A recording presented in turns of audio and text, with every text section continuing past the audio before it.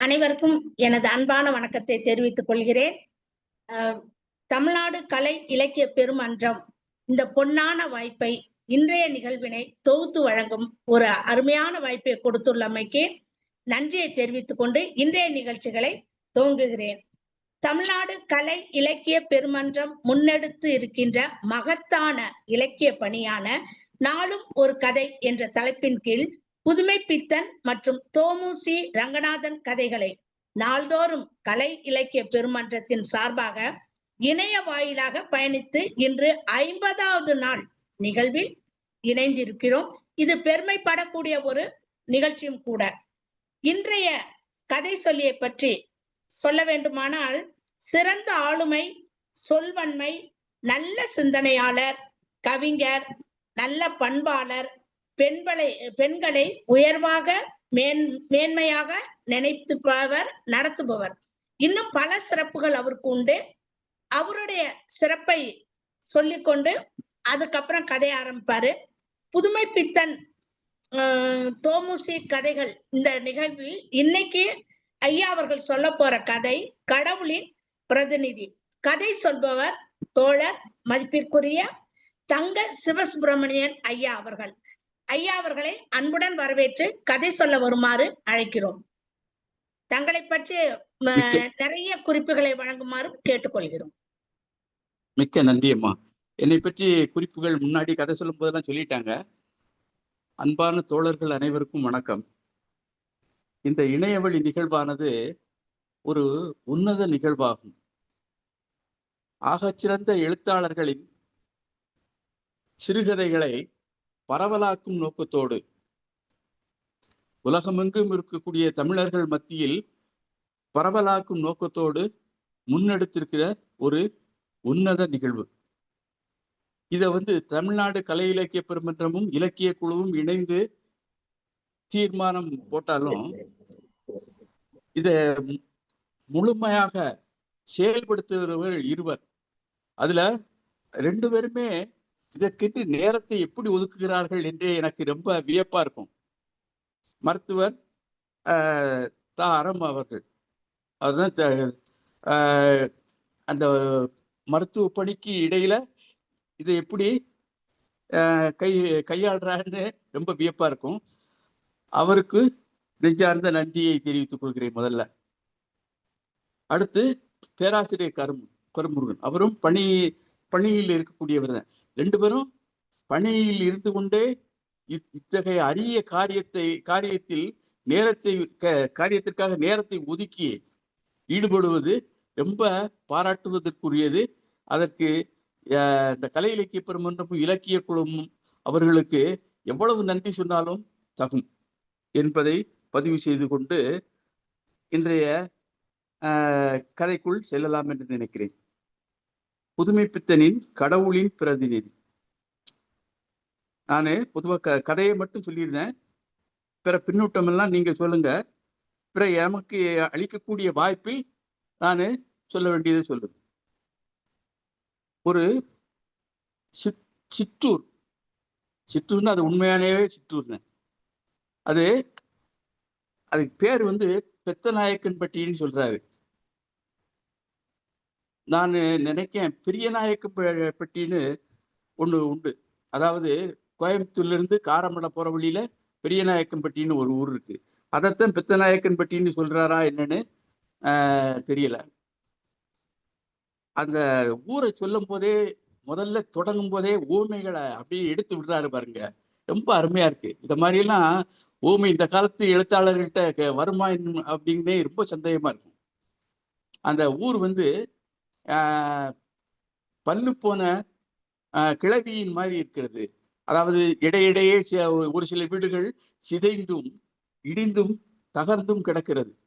அதைத்தான் அப்படி சொல்லுதாரு, பல்லு போன கிளவி மாதிரி. ரொம்ப அருமையான ஊமை.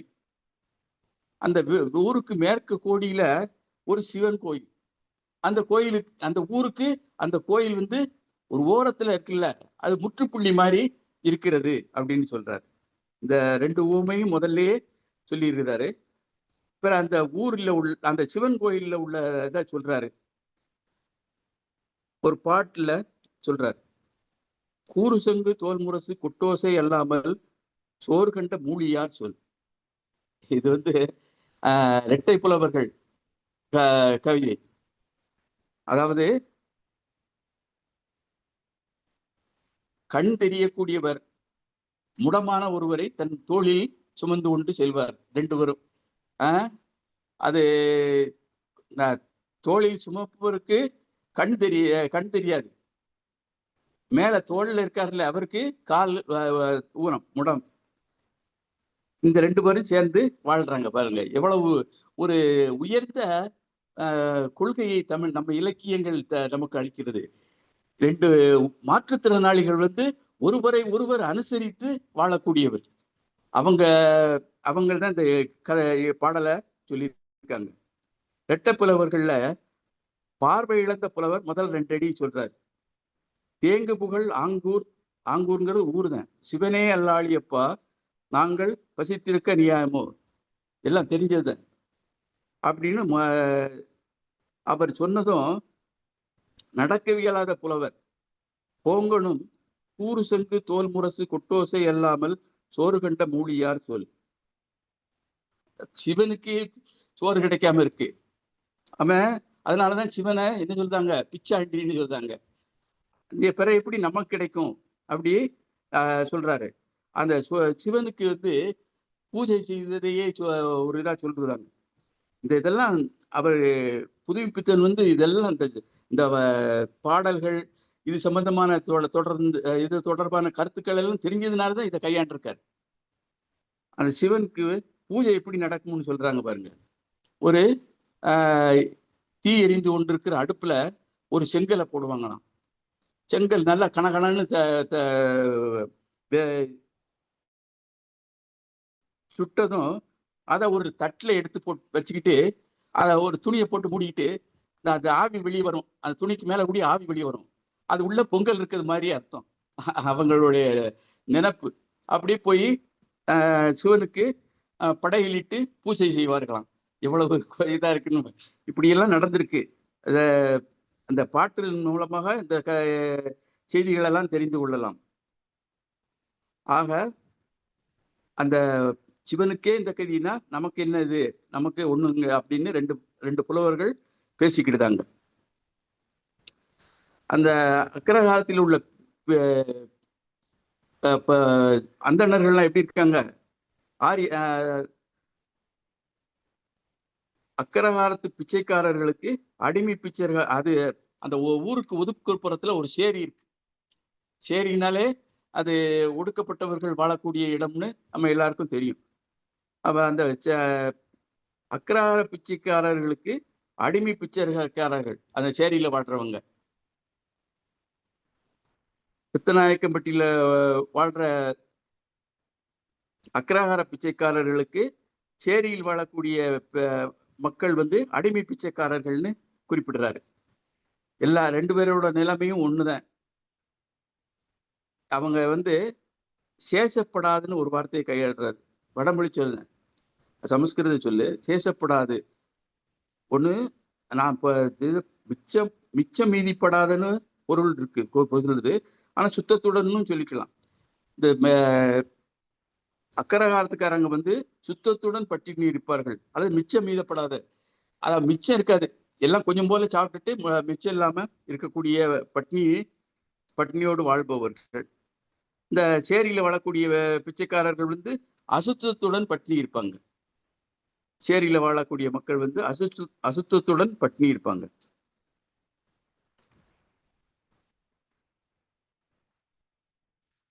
சேரி அக்கரகாரம் இந்த ரெண்டும் பக்கத்துல அடுத்தடுத்து இருந்தாலும் அது அந்த சேரியில் உள்ள மக்கள் வந்து அக்கரகாரத்தில் உள்ள மக்கள் மீது ரொம்ப பயபக்தியோட இருப்பாங்க. ரொம்ப அவங்கள ரொம்ப நம்புவாங்க. கடவுளை நம்புறது மாதிரி நம்புவாங்க.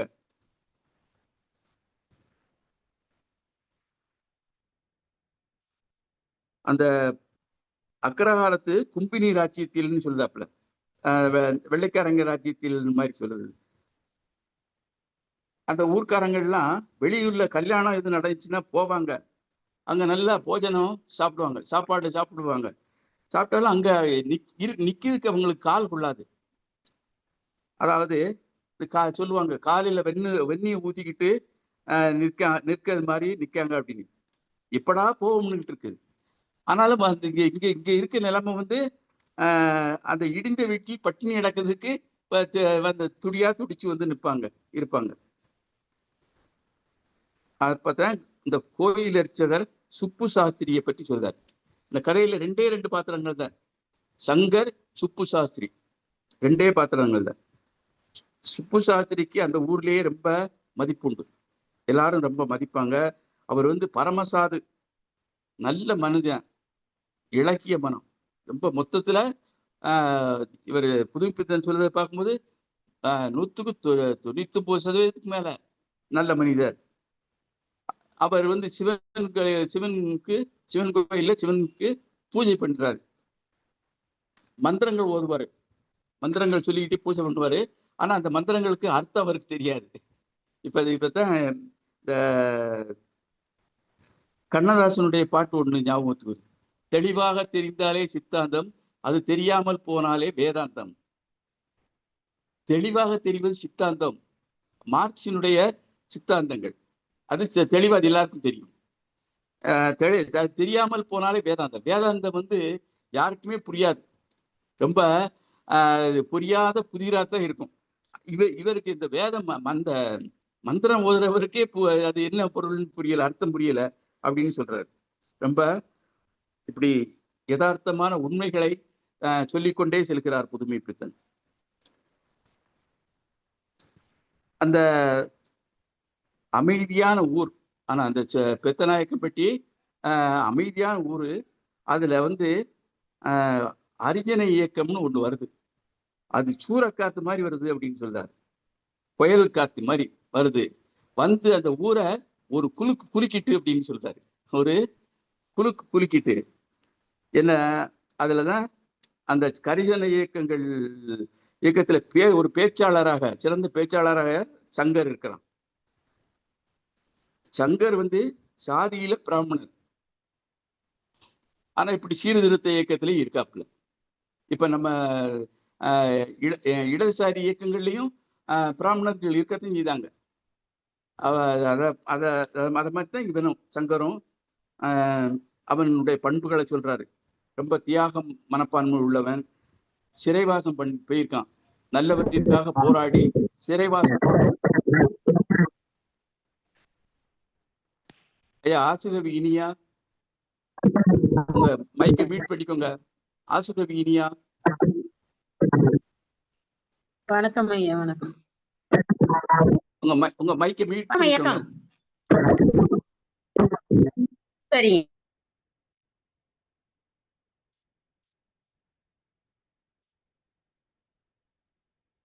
நல்லவற்றிற்காக போராடி சிறைவாசம் எல்லாம் சென்றிருக்காருக்குள்ள. சலியாது உழைப்பு. அதாவது எந்த நேரம் 24 மணி நேரம் உழைச்சிக்கிட்டு இருக்க மாதிரி. உண்மையை வெளிப்படையா உடைச்சு பேசுவார், உடைச்சி பேசக்கூடியவர். ஊரார் வந்து எப்படி இருக்காங்கன்னா, காந்தியின் பெயரை கேள்விப்பட்டிருக்கிறார்கள்.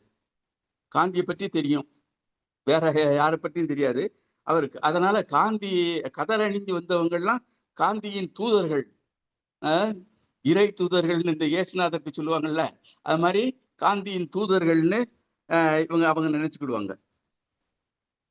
சூரிய கிரணங்கள் கோபுரத்தை, அந்த சிவன் கோயிலுடைய கோபுரத்தை சூரிய கிரணங்கள் தழுவின. அப்போது பார்த்தா அந்த கோயில் பார்ப்பதற்கு ரொம்ப பரிதாபமாக தெரிந்தது. அந்த கோயிலுடைய துவசஸ்தம்பத்தின் அப்படின்னா கொடிமரத்தின், அந்த கோயில்ல எல்லா கோயில்கள்லையும் கொடிமரம்னு ஒண்ணு இருக்கும். அந்த கொடிமரத்து அடியில நின்று சங்கர் பிரசங்கம் செய்ய ஆரம்பிக்கிறார். சேரி மக்கள் வந்து கடவுளற்றவர்கள், அவங்களுக்கு கடவுள் வழிபாடு கிடையாது, இந்த கோயிலுக்குள்ளேயும் நுழைய முடியாது இல்ல, அதனால அப்படி சொல்லுதான். அத போராடி வெற்றி பெறணும் அப்படிங்கிற ஒரு லட்சியமும் இல்லாதவங்க. ஆனாலும் நமது சகோதரர்கள் இப்படி அவன் பேசுறான், அவன் பேசுறதுதான். இத கேட்ட சுப்பு சாஸ்திரி கண்ணீர் மல்கியது, கண்ணீர் வந்தது பாருங்க. அடுத்தது பேசும்போது அவர் இயல்பே மாறியது. அவன் சங்கர் சொல்றான், ஹரிஜனங்களை கோயிலுக்கு அனுமதிப்பது பாவம் அல்ல, ஹரிஜனங்களை கோவிலுக்குள்ள அனுமதிப்பது பாவம் அல்ல அப்படின்னு சொல்லையும் அந்த சுப்பு சாஸ்திரிக்கு தூக்கி வாரி போட்டது. சுப்பு சாஸ்திரி நெஞ்சில் யாரோ சம்மட்டி கொண்டு அடிச்சது போல இருந்துச்சான். அவர் சொல்றாரு, கோயிலுக்குள்ளையா, அடப்பாவி, உன் நாக்கு வெந்து போகாதா, கோயிலுக்குள்ள அனுமதிக்கணும்னு சொல்றியே, உன் நாக்கு வெந்து போகாதா. மற்ற ஒரு அபிப்பிராயம், காந்தி எல்லாம் அப்படி சொல்லியிருக்க மாட்டாரியா, இவனா இப்படி பொருளாடுதான் அப்படின்னு சொல்லிக்கிட்டு இப்படி ஆளுக்கு இது பண்ணுறாங்க. ஆனாலும் சுப்பு சாஸ்திரிக்கு ஒரு கலக்கம், ஒரு சந்தேகம், ஒரு குழப்பம் வரத்தான் செய்கிறது. ஆனாலும் பாவி பொய் சொல்றான் என்றாலும் அது உண்மையாக இருக்குமோ அப்படின்னு குழம்புறார், சந்தேகப்படுறார். இப்ப அந்த சங்கரை பற்றி புதுப்பித்தன் ஒரு சொல்றாரு, பதிதன். அந்த பதிதன் அப்படின்னா சாதி மத விதிகளை மீறுபவன், சாதி மத விதிகளை மீறுபவன். அவன் அந்த சுப்பு சாஸ்திரி சொல்றாரு, பதிதன், சண்டாளன், துரோகி அப்படின்னு சொல்லிட்டு அவனை வயதுகிட்டே நடைய கட்டிட்டார், வீட்டுக்கு புறப்பட்டார். அவருக்கு போனதும் சரி கோயில் இந்த குருக்களே போயிட்டாரு அப்படின்னு மற்றவங்க எல்லாருமே போயிட்டாங்க. இப்போ சங்கர் அங்க தனியா நிக்கான். ஊர் இருக்கக்கூடிய மனப்பான்மையில இன்னைக்கு நாம பட்டினி தான் கிடக்க வேணும் அப்படின்னு சங்கர் நினைச்சுக்கிட்டுதான். அன்று இரவே ஊர் அல்லோல கல்லோலப்பட்டது. ரொம்ப ஒரே இந்த பேச்சு தான், சங்கர் சொன்னதை பற்றியே தான் பேசி எல்லாரும் சிலாகித்து கொண்டிருந்தார்கள்.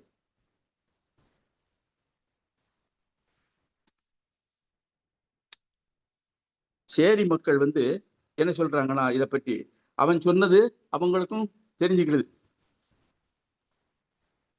இவன் சங்கர் வாயில்லா பூச்சிகள்னு சொன்னத, ஆனா சேரி மக்கள் என்ன சொல்றாங்கன்னு பாருங்க.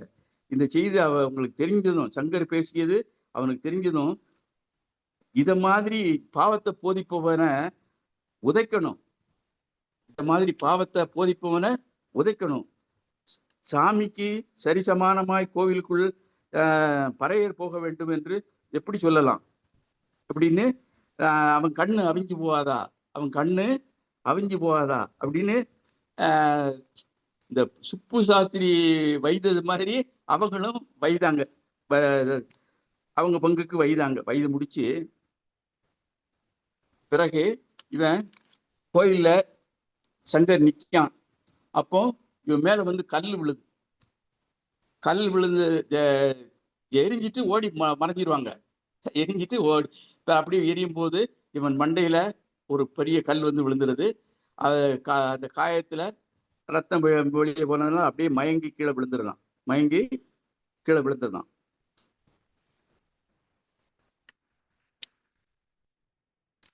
அவன் மயங்கி கீழே விழுந்துருந்தான். ஆனா இதெல்லாம் எதிர்பாராமல் இவர நடந்து முடிந்து விட்டன. அப்போ சங்கருக்கு சுப்பு சாஸ்திரியின் வீட்டுல உணவு அப்படின்னு ஒரு திட்டம் போட்டிருக்காங்க. அவர் உடனே ஒரு பாத்திரத்துல சாப்பாடு எடுத்துக்கிட்டு போறாரு, கோயிலுக்கு போறாரு. அந்த கொடிமரத்து பக்கத்துல அவனை பார்க்காரு, இல்ல.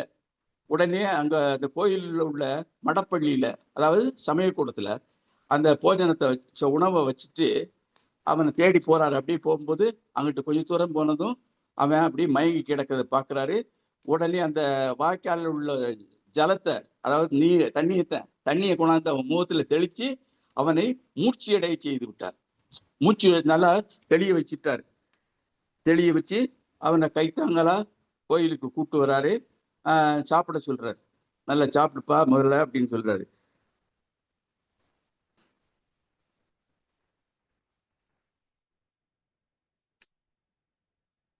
அவர் நினைக்காரு, சங்கருக்கு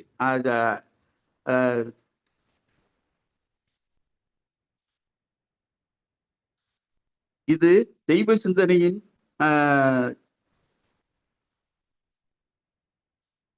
கூலி. அதாவது அவன் வந்து கோயில் அர்ஜுனங்களை கோயிலுக்குள்ள விடணும்னு சொன்னது, அதனால இவனுக்கு கிடைச்ச கெதி தண்டனை அப்படிங்கிறது மாதிரி அந்த சுப்பு சாஸ்திரி நினைக்க நேரம் இல்லை. அப்படியெல்லாம் அவர் நினைக்கல அப்படின்னு புதுமைப்பித்தன் குறிப்பிட்டாரு. அதே நேரத்துல இவர் இப்படி வந்து உபசரிக்கிறத பார்த்துட்டு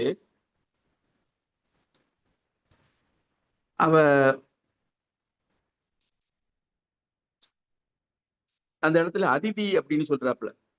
அதிதினா தெய்வம்னு ஒரு பொருள் உண்டு, விருந்தோம்பல்னு ஒன்று போட்டு. இந்த சுப்பு சாஸ்திரி வந்து அவனுக்கு வந்து விருந்தோம்பல் செய்யறாரு. அத சொல்றாரு, புதுமைப்பித்தன் சொல்றாரு. அவர் உபசரிக்கிறத பார்த்து சங்கருக்கு ஆச்சரியப்படக்கூட நேரம் இல்லை அப்படின்னும் புதுமைப்பித்தன் எழுதுறாரு. சரி, சாப்பிட்டு முடிச்சான். 2 பேரும் கோயில்ல ஒருத்தருக்கு துணை, அவனுக்கு துணையா சுப்பு சாஸ்திரி அவங்க கூடயே அன்னைக்கு படுத்துட்டார். அங்க கோயில்ல படுத்துட்டாங்க. ஆனா 2 பேருக்குமே தூக்கம் இல்லை. அவனை சங்கருக்கு உடல் வலியால் தூக்கம் இல்லை, இவருக்கு வந்து மன குழப்பத்தால் தூக்கம் வரமாட்டேது. நடுநிசி நடுச்சாமம் சுப்பு சாஸ்திரி எந்திரிச்சு அந்த கோயில்ல உள்ள சிவன் கோயில்ல உள்ள மூலஸ்தானத்துக்கு போறாரு. சிவன் சிலைக்கு முன்னாடி நின்று பேசுறத பார்த்தா ரொம்ப இதா இருக்கு. என் நம்பிக்கை உடைந்து போனது என மனக்கவலையை சொல்லி அழுதார். தன்னுடைய மனக்கவலையை சொல்லி அழுதார். நம்பிக்கையின் மேல ஒரு குழப்பம் வந்துட்டு, சந்தேகம்.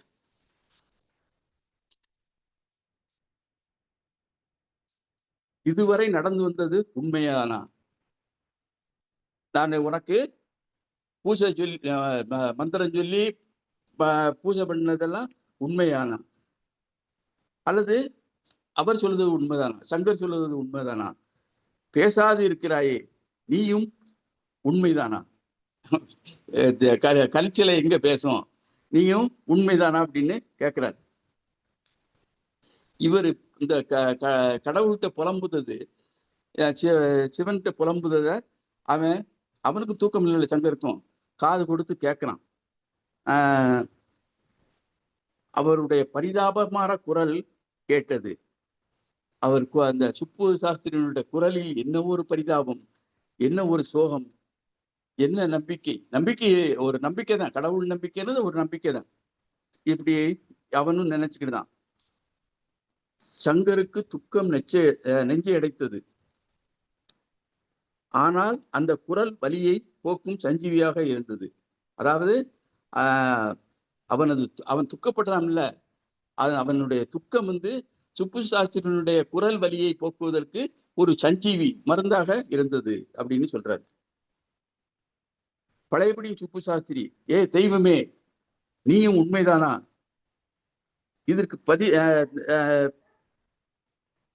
இதற்கு பதில் போல வானவெளியிலே 4 மேகங்கள் ஒன்றாக கூடி கர்ச்சித்து சிரித்தன.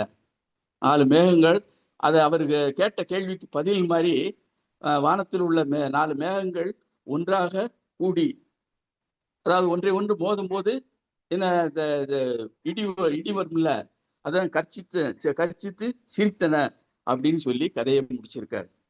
ரொம்ப ஒரு வித்தியாசமான கதை, அருமையான கதை. கதை நிறைவடைந்து விட்டது. மீண்டும் இந்த அரிய வாய்ப்பினை எனக்கு வழங்கிய பொறுப்பாளர் பெருமக்களுக்கு மனமார்ந்த நன்றியை தெரிவித்து நிறைவு செய்கிறேன். வாய்ப்புக்கு நன்றி, வணக்கம். அருமையான கதை சொன்னவரும் அருமையானவரு, சொன்ன விதமும் அருமை. ரொம்ப பொறுமையா ஸ்கூல் பிள்ளைகளுக்கு சொல்ற மாதிரி கதை சொன்னீங்க. ரொம்ப நல்லா இருந்தது. கதையும் வந்து சிந்தனைக்குரிய ஒரு கதையா இருந்துச்சு. அதுல கடைசியா வந்த கேள்விகளும் நம்முடைய சிந்தனைக்கு உட்பட்ட ஒரு கேள்விகள் தான். இந்த கதையோட பார்வை நமது ஆளுமைகளுக்கு எப்படி இருக்கு, அவங்களோட கருத்துக்கள் என்ன அப்படின்றத பத்தி இந்த பின்னோட்டம் மிக அழகாக எடுத்து காட்டப் போகிறது. பின்னோட்டத்தை சிறப்புப்படுத்த முதலாவதாக நமது மதிப்பிற்குரிய சாத்தூர் கணேசன் ஐயா அவர்களை அன்புடன் அழைக்கிறேன். வணக்கம்மா. நெறியாளர் அம்மா அவர்களுக்கு வணக்கம், வாழ்க வளமுடன். இன்று ஐயா சிவசுப்ரமணியாவுக்கு ஒரு நல்ல தலைப்பு தான் கடவுளின் பிரதிநிதி. ஒரு அருமையான கதை. உண்மையிலேயே இது சிந்திக்க வைக்கக்கூடிய ஒரு கதை தான். இந்த கதையை பார்க்கும்போது பாத்தீங்கன்னா, அன்றைய காலகட்டத்தில் எப்படி மக்கள், அதாவது சேரி பகுதியில எப்படி இருந்தாங்க, அதே மாதிரி இந்த பிராமண சம்பந்தப்பட்ட அவங்க எல்லாம் எப்படி இருந்தாங்க, அப்ப அவர்களுக்கு அடிமை அப்படிங்கிற மாதிரி அந்த தோரணைகள் அந்த காலத்துல இருந்திருக்கு. அதைத்தான் புதுமைப்பித்தன் அவர்கள் சொல்றாங்க. அத பாத்தீங்கன்னா, இவரு சுப்பு சாஸ்திரி தான் எல்லாமே. அவரு உண்மையிலேயே நல்லவரா இருக்கிறாரு. இருந்தா கூட அந்த சேரி மக்கள் பூரா அவரைத்தான் ஒரு பெரிய மனிதராக போற்றி கொண்டிருக்கிறார்கள். இப்படிப்பட்ட போற்றி கொண்டு இருந்தால் கூட அவங்க வாழக்கூடிய தன்மை நம்ம அங்க எல்லாம் போக வேண்டியதில்லை, கோயிலுக்கு போக வேண்டியது, செய்ய வேண்டியது எல்லாமே சுப்பு சாஸ்திரிட்டே சொல்லிக்கலாம் அப்படின்னு சொல்லிட்டு அவங்களுடைய வாழ்க்கை அதுலயே அவங்க திருப்திப்படுத்திக்கிறாங்க. இப்படி திருப்திப்படுத்திக்கிட்டு தான் அவங்களுடைய வாழ்க்கை நகர்ந்துகிட்டு இருக்கு. இந்த சமயத்துலதான் சங்கர் அவன் இவங்களோட சேர்ந்தவளா இருந்தாங்க. அவன் இந்த பொது உடைமை கருத்துக்களையும் இந்த சிந்தனைகளையும் மார்க்சிய சிந்தனைகளையும் கையில வச்சுட்டு எல்லாரும் ஒற்றுமையா இருக்க வேண்டும், எல்லோரும் சமதர்மத்தை கடைபிடிக்க வேண்டும், சகோதரத்தை கடைபிடிக்க வேண்டும், எல்லாருக்குமே இந்த சிவப்பு ரத்தம் தான் ஓடிக்கொண்டிருக்கிறது, இந்த மாதிரி பிரசங்கம் நிறைய பண்ணி ஏன் இவங்களை எல்லாம் கோயிலுக்குள்ள விடக்கூடாது. அப்ப அந்த நேரத்துல இப்படி எல்லாம் நிலைமைகள் இருந்திருக்கு. அதாவது இவங்களை எல்லாம் கோயிலுக்குள்ள விடக்கூடாது. நம்ம ஜீவா அவர்கள் கூட ஒரு சமயத்துல இப்போ இந்த மாதிரி சரி இப்ப எங்களை கோயிலுக்குள்ள விடக்கூடாதுன்னு வந்த உடனே தடுதல் வந்த உடனே நான் கூட்டு போவேன்டா அப்படின்னு சொல்லி கூட்டு போன காலம் எல்லாம் இருக்குது. அப்படி கூட்டு போனதுக்கு அவங்களுடைய குடும்பத்திலையும் ஒரு வெறுப்பு தட்டிப்பட்டு அவரை வெளியேற்றினாங்க. அப்ப இந்த சமதர்ம சிந்தனையும் பொது உடைமை சிந்தனையும் இருக்கக்கூடிய ஆளுகளுக்கெல்லாம் அந்த மாதிரி ஒரு நிலைமை யாராக இருந்தாலும் போனா என்ன கோயிலுக்கு இருக்கிற மாதிரி அது எந்த கோயிலா இருந்தாலும் போகணும் அப்படின்னு சொல்லித்தான் அவர் பிரசங்கம் இருக்கு. இந்த பிரசங்கத்தை அவருக்கு சுப்பு சாஸ்திரி அவ்வளவு நல்லவராக இருந்தாலும் எல்லாரும் போற்றப்படியா இருந்தாலும் ஆனா இதை அவருக்கு ஜீரணிக்க முடியல, ஒத்துக்கிட முடியல. அது எப்படி அப்படின்னு சொல்லி அவனை சண்டாளன் அது இதுன்னு சபிச்சிடுறாரு. சபிச்சுட்டு இருந்தா கூட கடைசியில அந்த மக்களும் மக்கள் என்ன பண்றாங்க, இவனுக்கு அவன் யாருக்காக பாடுபடுறான்னு தெரியாம அவருமே சுப்பு சாஸ்திரியோட சேர்ந்துட்டு அவங்களுமே வைக்கிறாங்க. அப்ப அவங்களுடைய நிலைமையே அவங்களுக்கு புரிஞ்சுக்கிட முடியல. இந்த மாதிரிதான் அந்த கதையில வந்துட்டு இருக்கு. கடைசியில பாத்தீங்கன்னா ஒரு ஆர்ப்பாட்டம் போல ஏற்பட்டு ஒரு சில பேர் சுப்பு சாஸ்திரியினுடைய பேச்சை கேட்கறவங்க ஒரு சில பேர் இருப்பாங்களா, அவங்க கல்லை எறிந்து விட்டு அவங்களுடைய மண்டையை உடைச்சிடறாங்க. அவன் என்ன செய்யறது, இப்போ எல்லாருமே நம்மளை வெறுத்து விட்டாரா, நம்மளுக்கு உணவு கிடைக்காது அப்படிங்கிறதுனாலதான் அந்த கோயிலவே ஒரு ஓரத்துல இருக்காரு. அதற்கு பிறகு இப்படி பார்க்கும்போது இப்படி பிரசங்கம் பண்றதுக்கு முன்னாடியே இவர் எப்படி பிரசங்கம் பண்ண போறாரு, ஒன்று நமக்கு சாதகமாகவா இல்ல பாதகமாகவா எப்படி பண்ண போறோம் அவருக்கு தெரிஞ்சிருக்கிறது வாய்ப்பு இல்லை.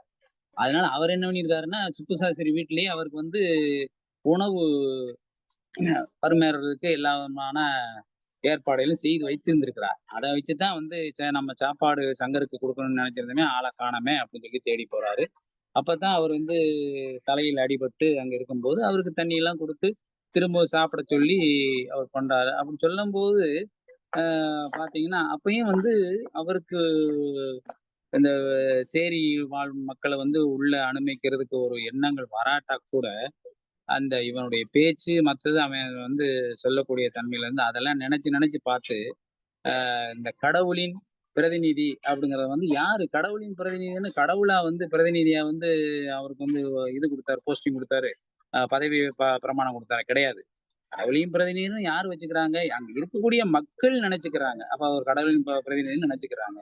இதுதான் அப்படியே போயிட்டு இருக்கு. அப்ப கடைசியில இவரும் சங்கருடைய பேச்சுக்கு ஒருவேளை இப்படி நம்ம தவறு புரிந்து விட்டோமோ, தப்புதானே, இப்படிதான் இருக்கணுமோ அப்படி சொல்லணும். இந்த கடவுளின் பிரதிநிதி ஒரு உண்மையான பிரதிநிதித்துவம் அப்பத்தான் வருகிறது அப்படின்னு சொல்ற மாதிரி இந்த கதையை கொண்டு போய் முடிச்சிருக்கிறாங்க. உண்மையிலேயே அதே மாதிரி இந்த ஊமைகள் சொல்லும்போது இந்த ஊரை பத்தி சொல்லும்போது பாருங்க, சிற்றூர் தான். அந்த சிற்றூர் வந்து எப்படிங்கிறதுன்னா அதுமே வந்து கூரை வீடுகளும் கட்டமண்ணுகளும் இந்த மாதிரி இருக்குது. பல்லு போன கிளவியும் இருக்கிற மாதிரி அந்த தோரணையில் இருக்கிறது அப்படின்னு சொல்ற மாதிரி இருக்கு. அது கோயில் இருக்கிறது ஒரு அழகான ஓமை. ஒரு முற்றுப்புள்ளி வைத்தது போல ஒரு சிவன் கோயில் இருந்ததுன்னு சொல்றாங்க. இந்த 2 ஓமையிலுமே சிறப்பான ஓமை தான். அந்த ஆராதனைகள் பாருங்களேன். சிவனுக்கு வந்து எந்த விதமான ஆராதனையுமே அந்த கோயிலுக்கு அவருக்கு நடக்கல. சொல்லுவாங்கல்ல, அதாவது எப்பவுமே வந்து ஒரு தெய்வத்துக்கு கூட ஒரு சில நேரங்களில் நேரம் வரணும். அப்பத்தான் வந்து எல்லாருமே போய் கும்பிட ஆரம்பிப்பாங்க. அவருக்குமே நேரம் இல்லைன்னா ஒரு சில பேர் அப்படியே ஒதுக்கிட்டு அந்த கோயிலையே பாழடைஞ்சு போன மாதிரி ஒரு சூழ்நிலை வந்துரும். அதுக்கு காரணம் அப்ப அதத்தான் வந்து என்ன சொல்றாங்க, தெய்வத்துக்கே நேரம் சரியில்லாம இருக்கும்போது நம்மலாம் ஏமாத்துறோம் அப்படின்னு சொல்ற மாதிரி இருக்கும். அப்படியும் சூழ்நிலை இருக்கு. நம்ம எங்க ஊருக்கு பக்கத்துல உள்ள ஒரு கோயில் வந்து நான் வந்து கட்டமனாக சும்மா ஒரு கல் இருந்த நேரமும் நான் பார்த்திருக்கேன். அது ஜெய் ஜெய் ஜெய் ஜெய் ஜெய் ஜெய்ன்னு வளர்ந்து வந்த காலத்திலையும் பார்த்திருக்கிறேன். இப்பொழுது அந்த வளர்ச்சியில சின்ன மங்குதல் ஏற்படுறதையும் பார்க்கிறோம். அப்ப காரணம் என்னன்னா, தெய்வத்துக்குமே நேரம் வர வேண்டியிருக்கு. ஒரு பேச்சு வழக்குல சொன்னா கூட உண்மையும் அப்படி போயிருதே அப்படின்னு சொல்ற மாதிரி இந்த சிவன் கோயில் வந்து அந்த மாதிரிதான் இது இருந்திருக்கு. அதே மாதிரி இந்த இப்ப அடிமைகள் பாருங்க, அவங்க அடிமை வாழ்வுதான் வாழ்ந்துகிட்டு இருக்காங்க. அதை விட சரி அவங்களுக்கு அடிமை மாதிரி இருந்துகிட்டு இருக்காங்க அப்படின்னு சொல்லிட்டு இருக்காங்க. அதே மாதிரி கல்யாணம், காட்சி, போஜனங்கள் இதெல்லாம் ஒரு சில சமயங்கள் நடந்தா கூட அதெல்லாம் சாப்பிட்டு முடிச்சா கூட அந்த ஊர்ல வந்து திருப்பியும் கால் வச்சு அதை பட்னியா கடந்தா தான் அவங்களுக்கு ஒரு திருப்தி ஏற்படுதுன்னு சொல்றாரு. ஒரு நல்ல ஒரு அருமையான கதை. ரொம்ப சிறப்பா ஐயா சிவசுப்ரமணியா சொன்னாங்க. ஒரு இந்த கதையை வந்து நம்ம இப்படிதான் பார்க்க வேண்டியது இருக்கு. முற்காலத்தில் சேரியில் வாழ்ந்தவர்களை கோயிலில் அனுமதிக்காத ஒரு சூழ்நிலை இருந்திருக்கிறது. அப்படியெல்லாம் அனுமதிக்கிறதுக்கு சூழ்நிலை இருக்கக்கூடாது. அதை மாற்ற வேண்டும். அதை 2 விதமா சொல்லி அவர் வந்து பொதுவான கருத்துகள் ஒரு சமதர்ம சிந்தனையோடு சொல்லப்பட்ட ஒரு கதை. வாழ்க வளமுடன். வணக்கம், வாழ்த்துக்கள்.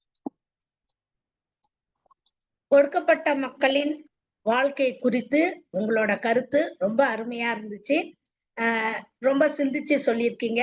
அருமையான பின்னோட்டம் வழங்கிய உங்களுக்கு நன்றி. அடுத்து பேராசிரியர் முனைவர் ப. கிருஷ்ணன் ஐயா அவர்களை பின்னோட்டம் வழங்க வருமாறு அன்புடன் அழைக்கிறேன்.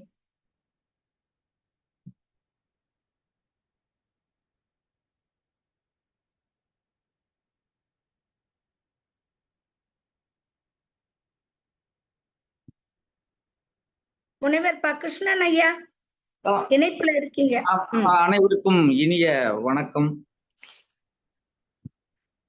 இன்றைக்கு ஐயா அவர்கள், சிவசுப்பிரமணியன் ஐயா அவர்கள் கடவுளின் பிரதிநிதி என்கிற அந்த கதையை நிகழ்ச்சியினுடைய ஒருங்கிணைப்பாளர் அம்மா சொன்னதை போல, அறச்செல்வி அம்மா சொன்னதை போல, பள்ளிக்கூடத்திலே குழந்தைகளுக்கு எப்படி கதையை சொல்வார்களோ அதே போல நிறுத்தி நிதானமாக நன்கு தெளிவு பெறுகின்ற வண்ணம் கதையை எடுத்து சொன்னார்கள். தோழர் அவர்களுக்கு என்னுடைய மனம் நிறைந்த வாழ்த்துக்கள்.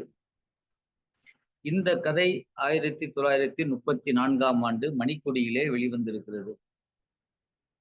இந்த கதையில பார்த்தோம்னா, புதுமைப்பித்தன் அவர்கள் அன்றைய காலகட்டத்திலும் சரி, இன்றைக்கும் இன்னும் பல சிற்றூர்களில், கிராமங்களில் என்ன நடக்கிறது, நிகழ்கின்ற நடப்புகளை இன்றைக்கும் பொருந்துவதாக இருக்கிறது.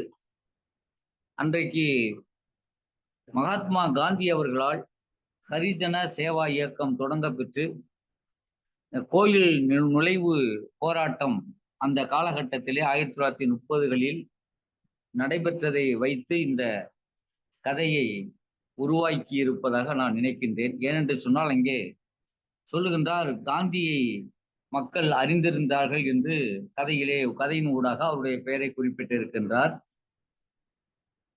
ஆக அந்த மதுரையில் மீனாட்சி அம்மன் கோயில் நுழைவு போராட்டம் என்பது வெங்கட்ராம ஐயருடைய தலைமையில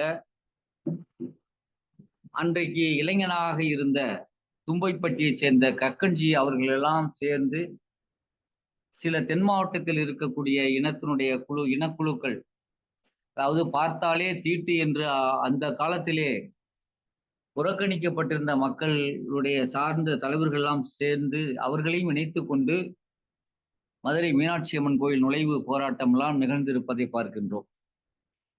எந்த வேதத்தின் மூலமாக சொல்லப்பட்ட இருக்கிறது என்று அவர்கள் நம்பிக்கொண்டு இருக்கக்கூடிய அந்த அக்ரஹாரத்துக்காரர்கள் அவர்களுக்குள்ளும் நல்லவர்கள் உண்டு என்பதற்கு சான்றாக சங்கர் விளங்குகிறார். நாம் பொத்தாம் பொதுவாக சொல்லிவிடுவோம். நான் வகுப்புகளில் சொல்வதிலெல்லாம் எல்லா சமூகத்திலும் எல்லா மதத்திலும் நல்லவர்களும் உண்டு, தீயவர்களும் உண்டு, கெட்டவர்களும் உண்டு, இவர்கள்தான் இப்படி என்று யாரும் எண்ணிவிடக் கூடாது என்று அடிக்கடி சொல்வது உண்டு. அதே போலத்தான் இந்த கதையிலே வரக்கூடிய சங்கர் என்பவர் பிராமணர் வகுப்பை சேர்ந்தவராக இருந்தாலும் காந்தியினுடைய அந்த ஹரிஜன சேவா இயக்கத்தின் மீது அவரும் ஈடுபாடு கொண்டு அங்கே இருக்கக்கூடிய சிவன் கோயிலுக்குள் அந்த மக்களை, ஒடுக்கப்பட்ட மக்களை அனுமதிக்க வேண்டும் என்றெல்லாம் அவர் கூட்டத்திலே பேசுவதை பார்க்கின்றோம். சுப்பு சாஸ்திரியார் வேதங்களை நன்கு அறிந்தவராக இருந்தாலும் கற்றவராக இருந்தாலும் ஆனால் அதனுடைய பொருள் சற்று அவருக்கு அறியாமல் இருந்தாலும் கூட நல்லவர் என்று பெயர் எடுப்பதோடு அவரும் அந்த மக்கள் எப்படி எதிர்ப்பு தெரிவிக்கிறார்களோ அதே போல அவரும் சற்று குழம்பி போய்த்தான் இருக்கின்றார்.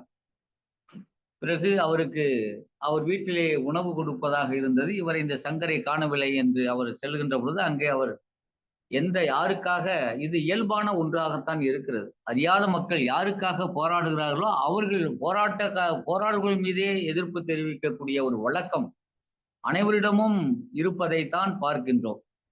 கற்றவர்களிடமும் அப்படித்தான் இருக்கின்றது.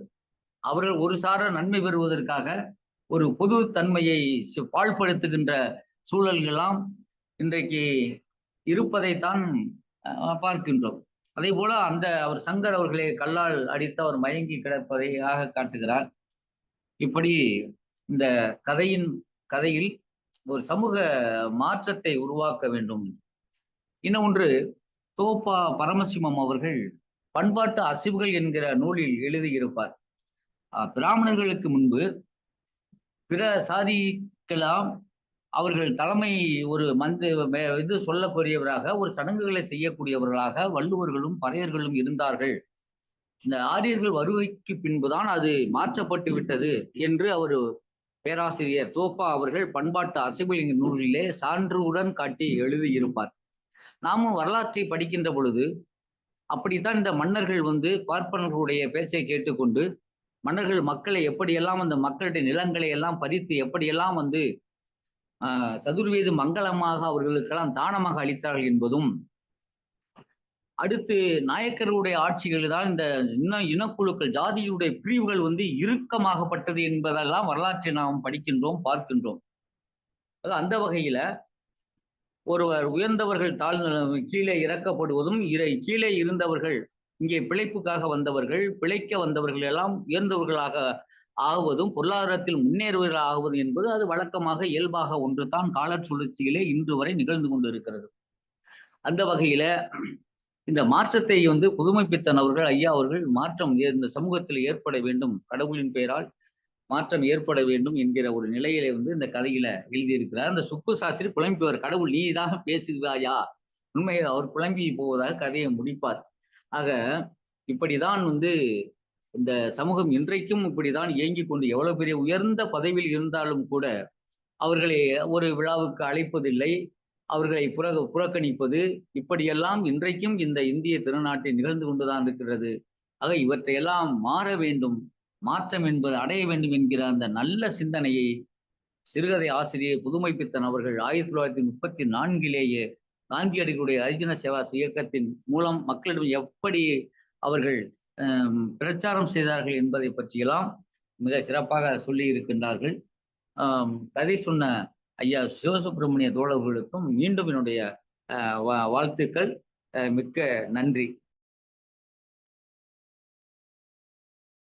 அருமையான பின்னோட்டம் வழங்கிய தங்களுக்கு இலக்கிய மன்றத்தின் சார்பில் நன்றி தெரிவித்துக் கொள்கிறேன். நல்ல கருத்துக்கள் சொன்னீங்க. உங்க மாணவர்களுக்கு எல்லா மதத்திலையும் நல்லவர்களும் இருக்காங்க, கெட்டவர்களும் இருக்காங்க. அத புரிஞ்சுக்கணும்ன்ற ஒரு கருத்தை சொன்னீங்க. அடுத்து ஒடுக்கப்பட்ட மக்களோட நிலைமையும் சொன்னீங்க. காந்தியடிகள் கூட மதுரை மீனாட்சி அம்மன் கோயிலுக்கு ஒடுக்கப்பட்ட மக்கள் உள்ள வரக்கூடாதுன்றது தெரிஞ்சுக்கிட்டு அவர் போகமாட்டாரு. முதல் தடவை வரும்போது அவங்க எப்ப உள்ள போறாங்களோ அப்ப நான் அந்த கோயிலுக்கு போறேன்னு. 2வது தடவை மதுரைக்கு வரும்போது எல்லா மக்களும் இப்ப கோயில் உள்ள போகலாம்ன்ற ஒரு இது சட்டம் வந்ததுக்கு அப்புறம் தான் காந்தியடிகளே மதுரை மீனாட்சி அம்மன் கோயிலுக்கு போனதா வரலாற்று பதிவு இருக்கு. அருமையான விளக்கம், மகிழ்ச்சி. அடுத்து முனைவர் சு மகாராஜன் ஐயா அவர்களை பின்னோட்டம் வழங்க வருமாறு அன்புடன் அழைக்கிறேன். அம்மா வணக்கம்மா. ஐயா ஐயான்னு சொல்றதை விட இளைஞர் நம்ம ஐயா சிவசுப்பிரமணிய ஐயா எப்போதுமே சொல்லக்கூடிய கருத்தானாலும் சரி, கதையானாலும் சரி, இன்னைக்கு அந்த கதையை ரொம்ப நிதானமாக ரொம்ப அழகா ஐயா எடுத்து வச்சாங்க. அதே மாதிரி சமூகத்தில் உள்ள ஏற்றத்தாழ்வுகள் இருந்தாலும் அங்கேயும் இந்த சங்கர் அப்படிங்கிற கதாபாத்திரத்துக்கு தேடி போய் உணவு கொடுப்பதும், அதே மாதிரி அந்த கதையில இன்னொரு செய்தி வருது. அதை பாத்தீங்கன்னா, அந்த தாழ்த்தப்பட்ட சமூகத்தை சார்ந்த தவறா தெய்வத்தை குறை சொல்றவனை குறை சொல்லிக்கிறதுக்காக தேடி போய் அடிக்கிறதும், இது கல்லை விட்டு எரிஞ்சனர் அப்படின்னு சொல்ற இதுல வருது. இது அறியாமையா என்னன்னு தெரியல. சங்கர் கோயிலுக்குள்ள வரணும்னு தான், வர வைக்கணும்னு தான் விருப்பப்படுதாரு. ஆனாலும் அதுல பாருங்க, கதையில வருது பாருங்க. ஒரே நிமிஷமா.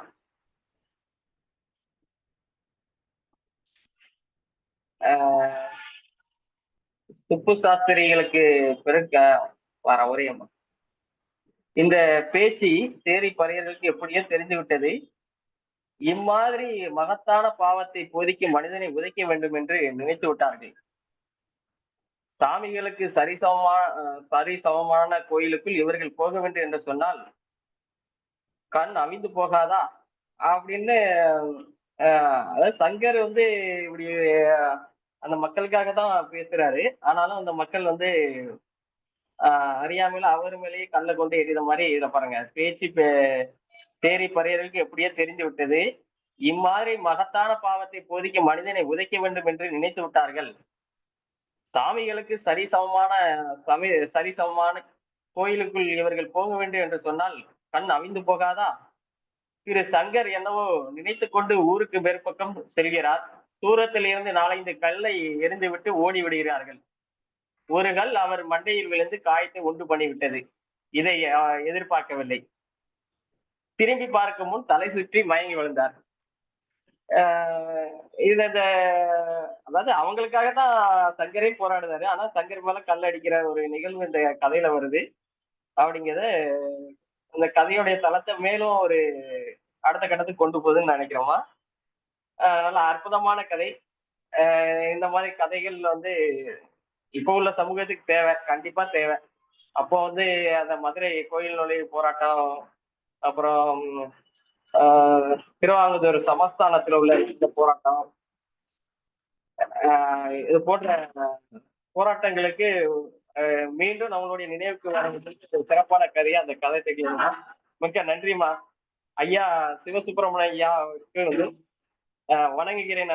அவர் இளைஞர் தான் எப்போதுமே. ஐயா ஒரு இளைஞர் மாதிரிதான் நம்மளை முன்னகர்த்தி எப்போதுமே தலைமையேற்று இந்த நிகழ்வை நடத்தி சொல்றாரு. ஐயா வணங்குகிறேன், வாழ்த்துக்கள் சொல்வது ஐயாவை வணங்குகிறேன் அம்மா. நன்றி அம்மா. அருமையாக பின்னோட்டம் வழங்கிய உங்களுக்கு மன்றத்தின் சார்பில் நன்றியை தெரிவித்துக் கொள்கிறேன். அடுத்து பனித்துளி பாலசுப்ரமணியன் ஐயா அவர்களை பின்னோட்டம் வழங்க வருமாறு அன்புடன் அழைக்கிறேன். நன்றிங்கம்மா. அனைவருக்கும் வணக்கம். ஐயா சிவசுப்பிரமணியன் அவருங்க ரொம்ப அற்புதமா அந்த கதையை நிறுத்தி நிதானமா புரியும்படியா நல்லா அருமையா சொன்னாங்க. பாராட்டுக்கள். இந்த கதையில நாம் பார்த்த விதம் அப்படிங்கிறது என்ன அப்படின்னா, எந்த காலத்திலேயும் மக்களுக்கு தேவையான புரட்சிகரமான கருத்தை சொல்லக்கூடியவர்களுக்கு நிறைய அடிகள் தான் விழுது. இந்த திரு சங்கர் அப்படின்றவரு சுப்பு சாஸ்திரியினுடைய இனத்தை சார்ந்தவராய் இருந்தா கூட அந்த இனத்துக்கு மாறான ஒரு கருத்தை சொன்னதுனால கல்லடி இல்லையா, 4 கல்லடி அவருக்கு விழுது, கல்லடிகள் விழுது. எனக்கு இந்த சமயம் இன்னொன்று நினைவு வருது. என்ன அப்படின்னா, அதே சமுதாயத்தை சேர்ந்த பாரதியாருக்கு சொல்லடிகள் விழுந்தன. பாரதியாருக்கு அந்த இனத்தை சார்ந்தவர்கள் கண்ணாப்பின்னான்னு பேசினாங்க. அவரை சேர்க்கவே இல்லை. இறந்த பிறகுதான், இறந்த போது கூட வெறும் 14 பேர் தான் அந்த ஊர்வலத்தில் கலந்துக்கிட்டாங்க. அதுவும் அந்த சமுதாயத்தை சார்ந்தவர்கள்ல 1-2 பேர் மட்டும்தான். அப்போ இந்த புரட்சிகரமான எண்ணம், இந்த சமுதாயத்தை சீர்திருத்தணுங்கிற எண்ணம் கொண்டவர்களுக்கு நிறைய கல்லடிகளும் சொல்லடிகளும் உளத்தான் செய்யுது. இந்த திரு சங்கர் அருமையா சொன்னாங்க. திரு சங்கர் அவருக்கு இங்க கல்லடி விழுது. அது மாதிரியான ஒரு நம்ம பார்க்கிறோம். அடுத்தது நடுநிசியில இந்த சுப்பு சாஸ்திரி இறைவன் முன்னாடி நின்று, ஓ தெய்வமே நீயும் உண்மைதானா அப்படின்றாரு. என்னன்னா கடைசி அவருக்கே சந்தேகம் வந்துட்டுதோ, நீ உண்மை அப்படின்னு தானே சொல்லியிருக்கணும், நீயும் உண்மைதானா அப்படிங்கிற மாதிரி ஏன் சொன்னார் அப்படிங்கிறது ஆய்வுக்குரியது. அதை விட புதுமை பித்தன் கடைசி வரியில ரொம்ப முத்தாய்ப்பான். நான் அதை ரொம்ப ரொம்ப யோசிச்சு பார்த்தேன். எனக்கு இப்படித்தான் தோணுச்சு. என்ன அப்படின்னா, கடைசியா அந்த கடைசி வரியை நல்லா கூர்ந்து பார்த்தா, இந்த கூற்றை கேட்டதும் ஏ தெய்வமே நீயும் உண்மைதானா என்று சொன்ன அந்த சொல்லை கேட்ட உடனே 4 மேகங்கள் ஒன்று கூடி கர்ஜித்து சிரித்தன இல்லையா. 4 மேகங்கள். ஏன் 4 மேகம் சொன்னாரு? ஏன் பார்வையில நான் பார்க்கும்போது இந்த 4 வர்ணங்கள், பிராமணர், சத்திரியன், வைசிகன், சூத்திரர், இந்த 4 வர்ணங்களைத்தான் அவர் 4 மேகங்கள்னு சொன்னாரோ. ஏன்னா இந்த 4 வர்ணத்தாருக்கும் இந்த சந்தேகம் இருக்கு. ஏன்னா இறைவன் அப்படிங்கிறது ஏதோ ஒரு நம்பிக்கையின் அடிப்படையில இந்த 4 வர்ணத்தார்களும் வணங்குகிறார்களே தவிர இன்னும் ஏற்றத்தாழ்வும் இருக்கு. அப்படின்னா அந்த இறைவன் தெய்வம் உண்மைதானா, தெய்வம் இருக்கா அப்படிங்கிறது இந்த 4 வர்ணத்தார் மனதிலும் உள்ளார்ந்து கிடக்குது என்பதை புதுமை பித்தன் மறைமுகமா சொல்றாரோ அப்படிங்கிற மாதிரி எனக்கு தோணுச்சு. மிக அற்புதமான கதை. நான் எனக்கு தெரிஞ்ச சில செய்திகளை சொன்னேன். வாய்ப்பு கொடுத்தவைக்கு நன்றி. நன்றி அம்மா. நன்றி. நன்றி நன்றி ஐயா. உங்களை போலதான் நானும் யோசிச்சேன். அந்த மேகங்கள் சிரிச்ச விஷயத்தை யோசிச்சு இது எதுவாய் இருக்கும், 4 வேதங்களை குறிக்கிறதா இல்ல நீங்க சொன்ன மாதிரியான யோசிச்சேன். சிந்தனைக்குரிய அந்த பகுதியை குறிப்பிட்டமைக்கு மகிழ்ச்சி. அடுத்து முனைவர் இனியா அம்மா, நீங்க வாங்கம்மா, பின்னூட்டம் வழங்க உங்களை அன்புடன் அழைக்கிறேன்.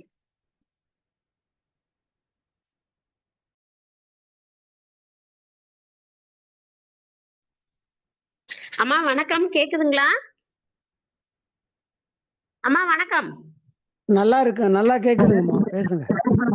வணக்கம் அம்மா, வணக்கம். நல்லா கேக்குது, நீங்க பேசலாம். மகிழ்ச்சி. அனைவரும் வணக்கம். இந்த வாய்ப்பு கொடுத்த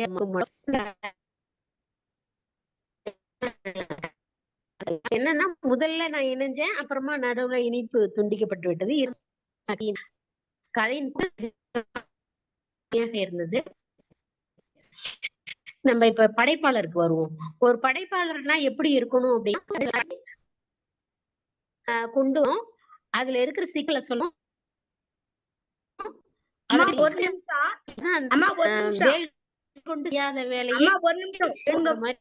கொஞ்சம் நல்லா தெரியற மாதிரி பேசுங்களேன். நெத்தி மட்டும் தான் தெரியுது, கொஞ்சம் முகம் நல்லா தெரியற மாதிரி கேக்குதுங்கம்மா. முகம் சரியா தெரியல. என்ன புரியலம்மா? உங்க முகம் சரியா தெரியல. இப்ப தெரியுதுங்கம்மா. தொடர்ந்து பேசுங்க, தொடர்ந்து பேசுங்க. இருந்தபடியே பேசுறேன்.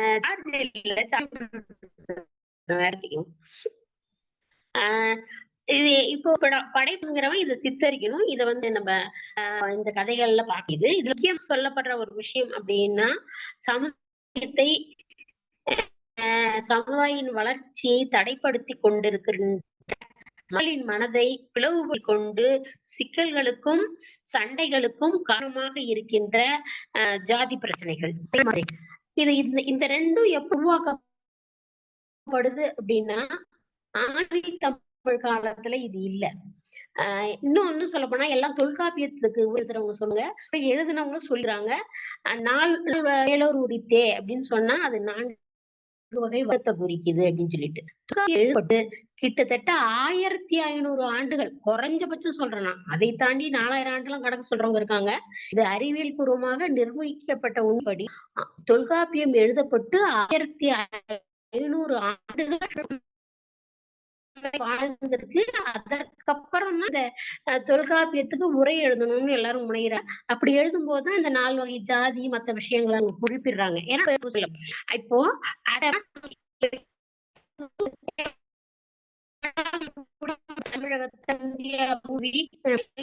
இன்னல்களுக்கு உள்ளாகி மறுபடியும் இப்ப வந்து மாயம் பெரியாரு இப்ப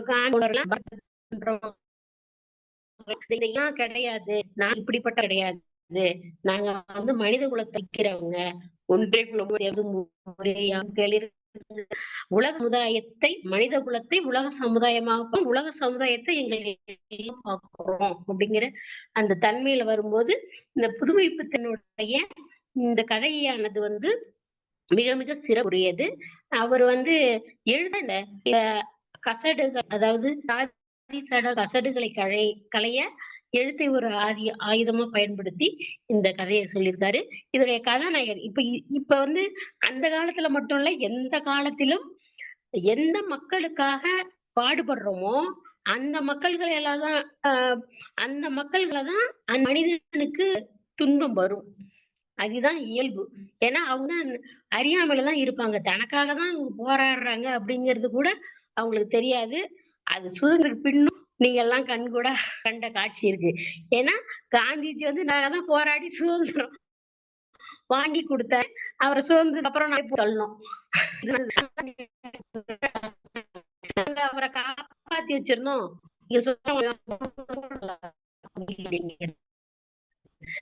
இதை நாம் தொடர்ந்து கலைய நம் அனைவரும் பாடுபடுவோம். அதற்கு இந்த கதை குழுமத்திலையும் இதை நம்ம இருக்கிறது வாய்ப்பா இருக்குது. கதை சொல்லி ஐயாவுக்கும் நெறியாளருக்கும் இந்த நிகழ்ச்சியில் கலந்து கொண்ட அனைவருக்கும் வாழ்த்துக்களும் பாராட்டுகளும். நன்றி. இந்த ஒற்றுமையா இருக்கிறத நம்ம முன்னெடுப்போம். தமிழ் சமுதாயம் ஒற்றுமையின் சின்னம். நன்றி. கேட்கல. மகிழ்ச்சி, உங்க பின்னோட்டம் ரொம்ப அருமையா இருந்துச்சு. சிக்கல் சண்டைகளுக்கு கருவே ஜாதி தான் சொல்லியிருந்தீங்க. ஜாதி பத்தி தொல்காப்பியம் சார்ந்த கருத்துக்கள் இதெல்லாம் ரொம்ப நல்லா சொல்லி முடிச்சிருக்கீங்க. மகிழ்ச்சி. இன்னும் யாராவது பின்னோட்டம் சொல்லணும்னா கையை உயர்த்துங்க. அப்படி இல்லைன்னா அடுத்து பொன் ஏழுமலை ஐயாவை கூப்பிட நல்லா இருக்கும். ஏன்னா இங்க யார் பேரும் கூப்பிடுற மாதிரி யாராவது பின்னோட்டம் வழங்கணும்னா சொல்லலாம். டிஎஸ்என் ஐயா. அம்மா ரேவதி அம்மா இருக்குங்க. ரேவதி அம்மா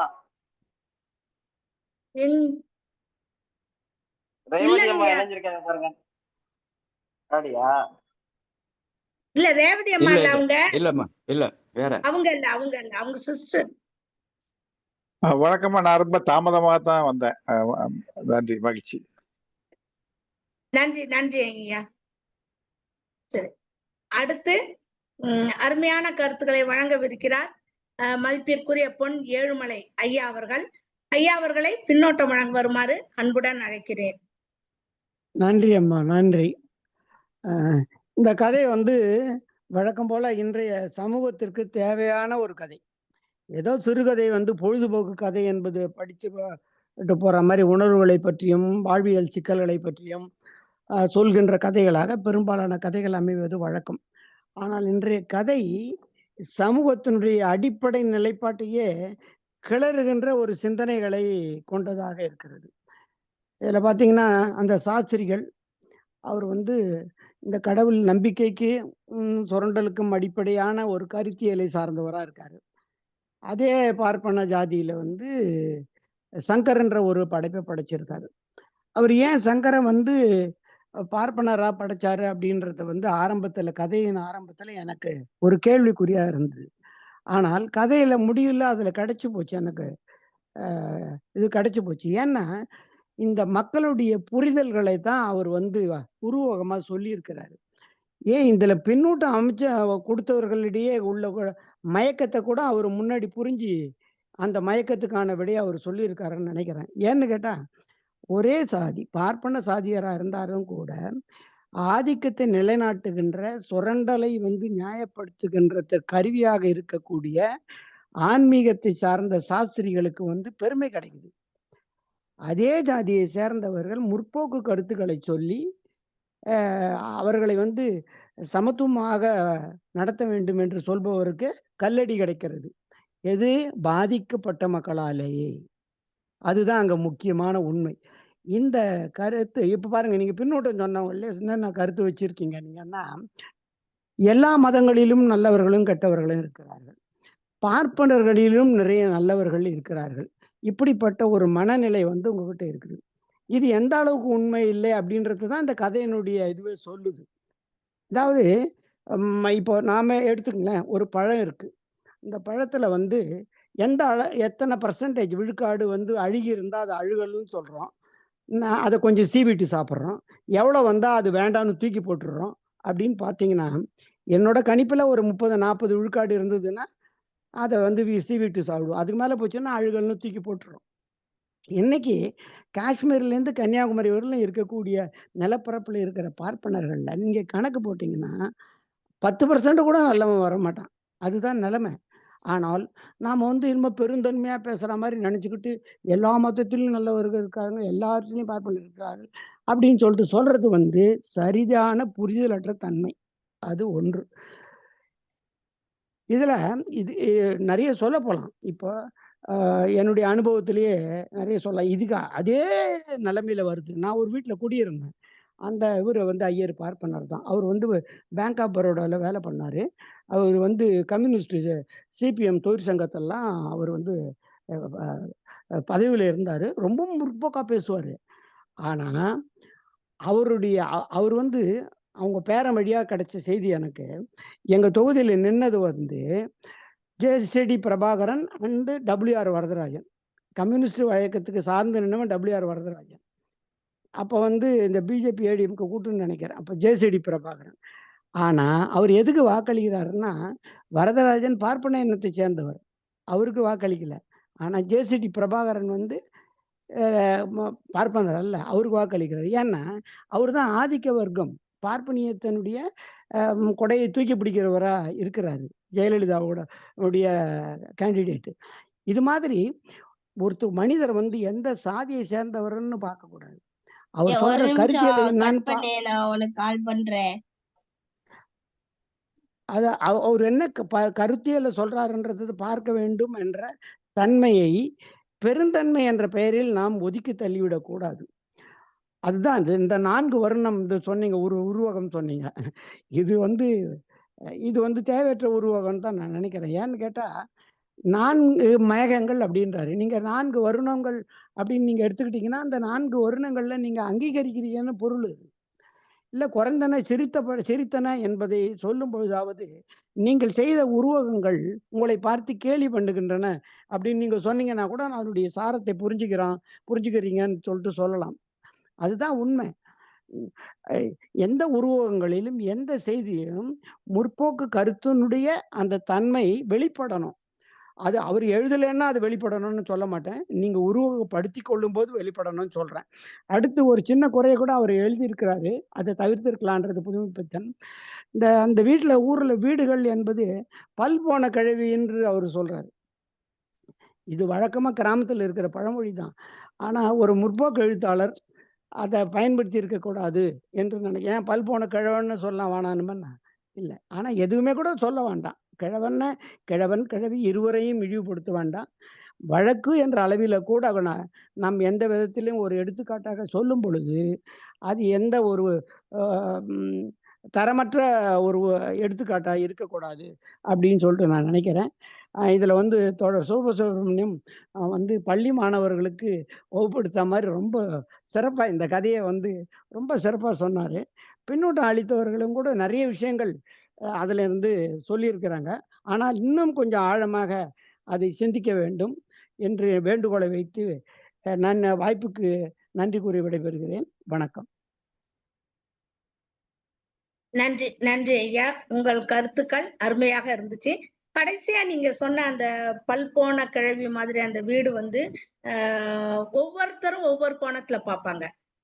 நம்ம கதாசிரியர் அவரோட கோணத்துல அவர் பாக்குறாரு.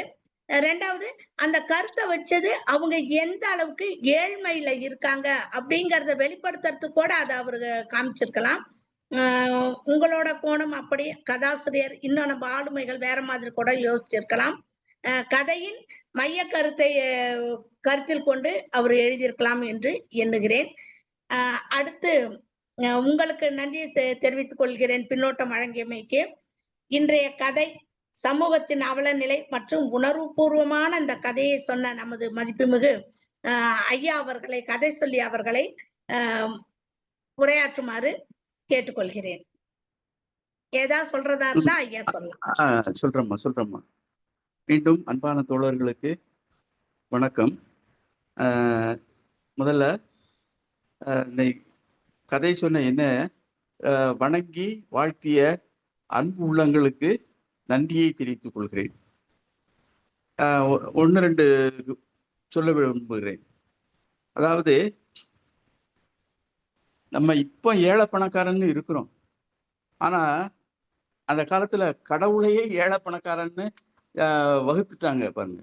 சிவனை பிச்சாண்டின்றாங்க, திருப்பதிய கோடீஸ்வர சாமின்னு சொல்றாங்க.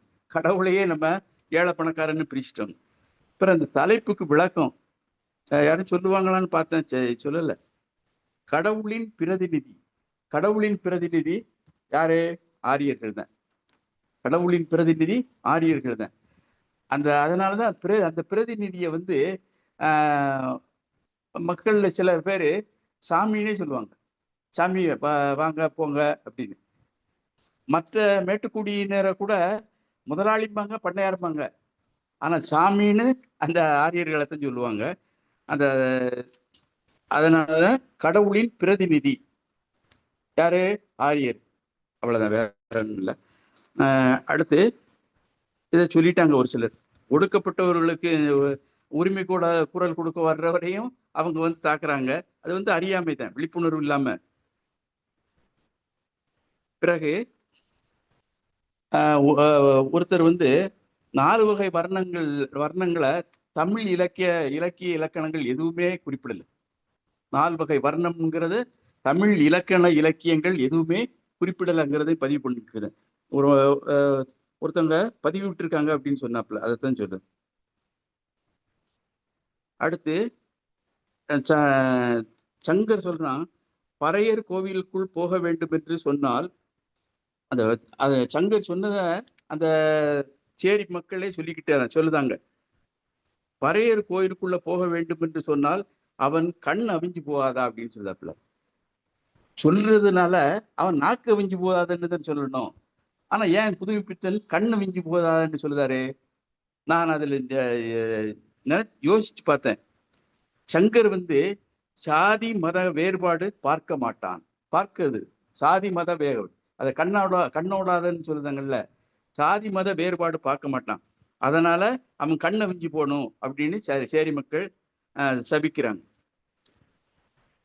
அடுத்து இந்த கதை மூலமாக இந்த சுப்பு சாஸ்திரி வந்து சிவன் சிலையை வச்சு பார்த்துக்கிட்டு, நீ பேசாம இருக்கியே, நீயும் உண்மைதானா அப்படின்னு சொல்றது எனக்கு தந்தை பெரியார் சொன்னது நினைவுக்கு வருகிறது. தந்தை பெரியார்ட்ட ஒரு சில பேர் கேட்டிருக்காங்க, உங்களுக்கு தான் கடவுள் நம்பிக்கை கிடையாது, வேற எதுக்கு அரியன்கள் கோயிலுக்குள்ள போகணும் அப்படின்னு சொல்றீங்க அப்படின்னு கேட்டிருக்காங்க. உடனே அவர் சொன்னாரு, இவங்க உள்ள போனா சரி, அங்க உள்ள இருக்கிறவங்க இது வெறும் கல்லுதான் அப்படின்ட்டு வெளியில வந்துருவாங்க அப்படின்னு சொன்னதுதான் ஞாபகம் வருது. அந்த சுப்பு சாஸ்திரியினுடைய புலம்பல் தந்தை பெரியாரின் கருத்தை நினைவூட்டுவதாக அமைந்துள்ளது. இந்த கதைக்கு பகுதியில் பதில் 4 மேகங்கள் ஒன்று கூடி கர்ச்சித்து சிரித்தன அப்படின்னு சொல்றாருல. நான் இதை வேற கோணத்துல பாக்குறேன். இயற்கை இந்த இந்த மாதிரி இதுகளெல்லாம் பார்த்து சிரிக்கிறது, கர்ச்சித்து சிரிக்கிறது. இயற்கை சிரிக்கிறது, அவ்வளவுதான். நம்ம தமிழர்களுக்கு இயற்கை தான். அந்த 5 பூதங்கள் இருக்குல்ல, நிலம், நீர், காற்று, நெருப்பு, ஆகாயம், இந்த 5 பூதங்கள்ல இறைவன் அப்படின்னே வகுத்து வழிபட்டிருக்காங்க. அது சிலப்பதிகாரத்துல எல்லாம் இளங்கோடிகள் குறிப்பிடுதார். அதைத்தான் நான் நினைக்கிறேன். ரொம்ப அருமையான கதை என்று நினைக்கிறேன்.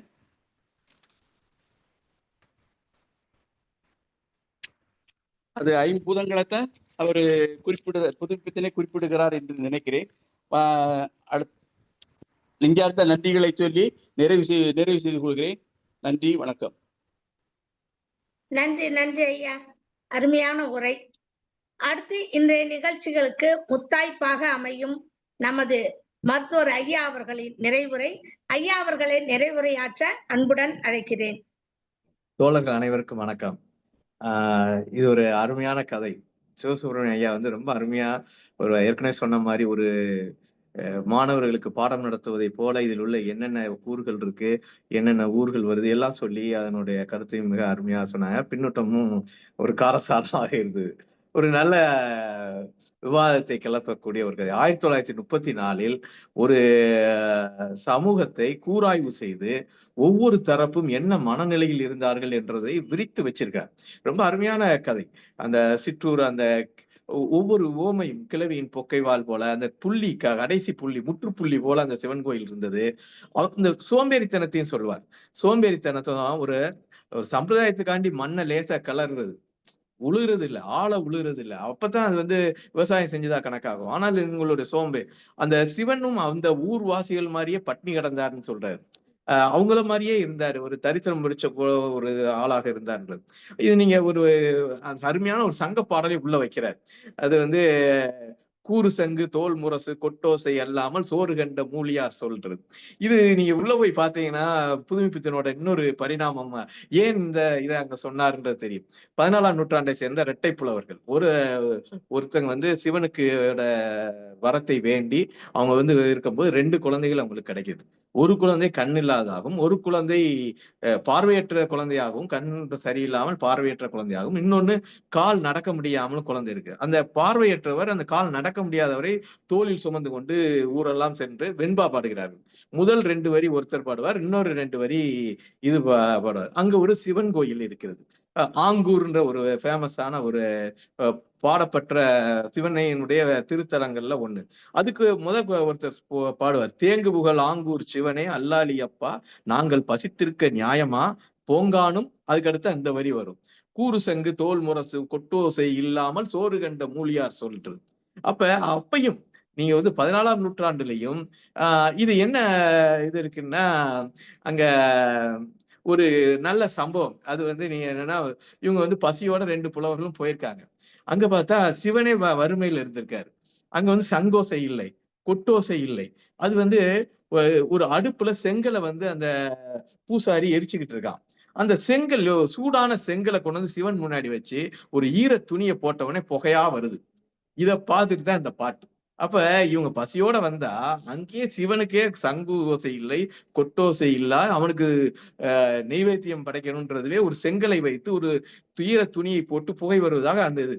அவங்கள பத்தி நிறைய பாடல்கள் இருக்கு. இவங்களே மதுரை மீனாட்சி அம்மன் கோயிலுக்கு வந்ததாகவும், அங்க ஒரு துணியை துவைச்சுக்கிட்டு இருக்காரு அந்த பார்வையற்றவர்.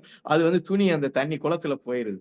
அதை தேடும் போது நம்ம ஒரே துணியை திருப்பி தப்பிக்கிறது, அது போனா என்ன அப்படின்னு ஒரு புலவர் சொல்லுவாரு. அது 1000 கண்ணுடைய துணி, அது போயிட்டாதான் என்னன்னு இன்னொருத்தர் சொல்லுவாரு. இருந்தாலும் குளிர இது பண்றதுக்கு அது உதவுமே அப்படின்னு சொல்லுவாரு. அப்படியே போகும். அது அந்த சிவனையும் வச்சு சொக்கலிங்கம் இதெல்லாம் வச்சு அந்த பாட்டு போகும். இப்படியான ஒரு கதையை உள்ள கொண்டு சொல்லுகிறார். பொருத்தமான ஒரு சங்க இலக்கிய பாடல்களை இந்த கதைக்கு பொருத்தமா உள்ள கொண்டு சொல்லுகிறார். அதுல இந்த கதையை டீல் பண்ற விஷயம் ரொம்ப அருமையானது. ஒவ்வொன்றையும் சொல்வார். அப்ப அந்த பிராமணர்களின் வாழ்க்கை எப்படி இருந்தது? பிச்சை எடுத்துக்கிட்டு தான் இருந்தாங்க. அங்க ஒரு சேரி பகுதி இருக்கு, பறையர்கள் இருக்காங்க. அங்க அவங்க வாழ்க்கை எப்படி இருந்தது? அவங்களும் ஒரு பிச்சைக்காரங்களா தான் இருக்காங்க. இவரும் பட்னியோட இருக்கிறார், அவரும் பட்னியோட இருக்கிறார். அந்த பாடலில் அந்த சிவபெருமானும் பட்னியோட இருக்கார், இந்த சிவன் கோயிலும் பட்னியோட இருக்கு. அப்ப இது இன்னொன்னு சொல்வார், இந்த சேரியில் உள்ளவர்களுக்கெல்லாம் இந்த பட்டினி அக்ராகரத்து பட்டினிகளுக்கு ஒரு சேவை செய்யக்கூடிய ஆளுகளாக அந்த சேரியாயில் உள்ள பட்டினியாளர்கள் இருக்காங்க. அவங்க வந்து இவங்க மேல ஒரு பரம பக்தியில இருப்பாங்க. இவங்க யாரு மேல பரம பக்தியில இருக்காங்க? தன்னுடைய மெய்காப்பலராக இருக்கக்கூடிய சிவபெருமான் மேல பரம பக்தியில இருப்பாங்க. ஆனா இந்த 2 பேரும் எப்படி இருக்காங்கன்னா, அந்த கும்பினின்னு சொல்லக்கூடிய ஆங்கிலேய படைகளினுடைய அடிமைகளாக அவர்கள் நமக்கு நல்லது செய்வாங்கன்ற நம்பிக்கையோடு இருக்காங்க. இதையும் ஒரு அடிச்சிட்டு போறார். சமூகத்தை தான் கூராய்வு செய்யறார். ஆனா இவங்க ஆங்கிலேய அரசை எப்படி பார்த்தாங்கன்றதையும் உள்ள கொண்டு வந்து வைக்கார். அப்ப அவங்க இப்படிதான் இருந்தாங்கன்ட்டு போறாரு. அதுக்கப்புறம் வந்து அந்த சுப்பு சாஸ்திரியர், அவர் வந்து ரொம்ப நேர்மையானவர், வேதம் படிச்சிருக்கார், மந்திரமெல்லாம் சொல்லுவார். ஆனா வேதத்தோட அர்த்தம் தெரியாது. ஆனா வேதம் இப்படித்தான் இருக்குன்னு ஒரு நம்பிக்கையில இருக்காரு. வேதங்கள்னா இப்படித்தான் இருந்திருக்கும், இவருக்கு சொல்லி வச்சிருக்காங்க. ஆனா இவருக்கு உண்மையான வேதத்தினுடைய பொருள் தெரியாது. ஆனா மந்திரம் மட்டும் தெரியும். அங்க சாந்தி கொண்ட ஊரில் காந்தி பெயரால் ஒருத்தர் வருகிறார். காந்தியினுடைய பிரசங்கங்களை சொல்றப்பயமோ அல்லோலப்படுது அந்த ஊர். சாந்தியாக இருந்த ஊர் வந்து காந்தியினுடைய பிரசங்கங்களை ஒரு முக்கியமான இது சொன்ன ஹரிஜன சேவா சங்கம்ன்றப்ப காந்தி வந்து பிராமணர்களுக்கு தான் அழைப்பு கொடுத்தார். ஏன்னா நீ தாண்டா தீண்டாமை கடைபிடிக்க, நீயே போய் செய்டான். அவருடைய வேண்டுகோளை எடுத்து பல பிராமணர்கள் இந்த மாதிரியான காரியங்களை நிறைய செய்தாங்க. அதெல்லாம் நமக்கு சாதி பார்த்து புத்தி வருதுன்றத ஒரு சனாதானம் சொல்லக்கூடிய ஒரு கான்செப்ட் என்னன்னா, சாதிதான் புத்தியை தீர்மானிக்கிறது, அறிவை தீர்மானிக்கிறது. அதே இதை நம்மளும் எடுத்துக்க கூடாது. எல்லா பிராமணர்களும் மோசமானவங்கன்னு எடுத்துக்கூடாது. அப்படி அவருடைய செய்கை தான் அவர்களுடைய யார் என்று சொல்லும். அவங்க எப்படி என்ன செய்யறாங்க, என்ன பேசுறாங்க, என்ன செஞ்சாங்கன்றதான். இங்க ஒரு பிராமணர், சங்கரர் என்ற பிராமணர், அவர் அதிதின்னு சொல்றாரு. அதிதின்றது ஒரு விருந்தினர், இல்ல ஒரு பெண் தேவர்களுக்கெல்லாம் ஒரு பெண் கடவுளாக கூட அதிதியை வைக்கலாம். ஆனாலும் இங்க வந்து ஒரு விருந்தினர், அவர் வந்து விருந்தினரா வந்திருக்கார். அவர் அந்த ஒரு வார்த்தையும் சொல்வார், சமஸ்கிருத வார்த்தை, அந்த கம்பம், கொடி கம்பம், தபஜ ஸ்தம்பம். தபஜ ஸ்தம்பம்ன்றது, தபஜ்னா கொடி, ஸ்தம்பம் அப்படின்னா மரம், ஒரு நீளமான இது. அதிலும் ஒரு இது இருக்கும். அந்த கொடி மரத்தின் கீழே தான் அவர் பிரசங்க ஆரம்பிக்கிறார். இந்து மத தர்மங்களை பத்தி பேசணும்னு இந்த ஓட்டை பிராமணர்கள், பிச்சைக்காரர்களாக இருக்கக்கூடிய பிராமணர்கள்லாம் அங்க வந்து உட்கார்றாங்க. முதலில் பேசும்போது எல்லாம் இது பண்றாங்க. பறையர்களாக இருக்கக்கூடியவர்கள், அவர்களுக்கு கடவுள் இல்லை, லட்சியங்கள் இல்லை, அவர்களும் மனிதராக மதிக்க வேண்டும் என்பதற்கெல்லாம் அவங்க ஒத்துக்கிறாங்க. அதுக்கப்புறம் சொல்றதுதான் ஒத்துக்க முடியல. அவர்களும் நமது கோயிலுக்குள் வர வேண்டும் சொன்னவனே, அவங்களுடைய இயல்பான சிந்தனை எப்படி இருக்கு? காந்தின்னா கதராட உடுத்தினவன் எல்லாம் காந்தின்னு நினைக்கிறாங்க. அப்ப இயல்பா ஒரு கேள்வி வருது, காந்தி இப்படி சொல்லியிருக்க மாட்டாருன்னு நினைக்கிறாங்க. ஏன்னா நமக்கு வந்து இவங்க மூளைக்குள்ள வந்து பாரம்பரியம்ன்ற பேர்ல சனாதானம் பூத்தி வச்சிருக்கு. நீங்க வந்து கோயிலுக்குள்ள பிராமணர்கள் மட்டும்தான் போகணும், வேற யாரும் வரக்கூடாது. அது இவங்களும் ஓட்டாண்டிதான், வாழ்நிலையில் அவங்கள விட ஈக்குவலானவங்க தான். ஆனாலும் இவங்க வந்து சாதி வித்தியாசம், வர்ண வித்தியாசம், அவங்க எல்லாம் உள்ள வரக்கூடாது அப்படின்றது இருக்கிறதுனால காந்தியினுடைய அடுத்த போதனையை அவர்களால் ஏத்துக்க முடியல. இது வந்து நீங்க கோயில் நுழைவு போராட்டம்ன்றது நம்ம பகுதியில சாணார்கள் என்று சொல்லக்கூடிய நாடார்கள் தான் முதல்ல ஆரம்பிச்சாங்க. அது வந்து 300 ஆண்டு கால போராட்டம். ஆனால் காந்தி என்னைக்கு அதை கையில் எடுத்தாரோ அன்னைக்கு தான் அது சக்சஸ் ஆச்சு. அது வந்து நம்மளுடைய காந்தியினுடைய மிகப்பெரிய பங்களிப்புல அது ஒரு முக்கியமானது. ஒவ்வொரு ஊர்லயும் போன அம்மா சொன்னாங்களே, பல கோயில்களுக்கு போன உடனே கேட்பாரு, இங்க நீங்க தாழ்த்தப்பட்டவர்களை விடுவீங்களா? இல்ல விட மாட்டோம். அப்படின்னா நான் வரமாட்டேன். ஒரு தடவை கஸ்தூரிபா ஒரு கோயிலுக்குள், பூரி ஜெகநாதர் கோயில் நினைக்கிறேன், அது வந்து தாழ்த்தப்பட்டவர்களை விடாத போது அவர் உள்ள போனதுக்கான தண்டனை கொடுத்திருக்காரு.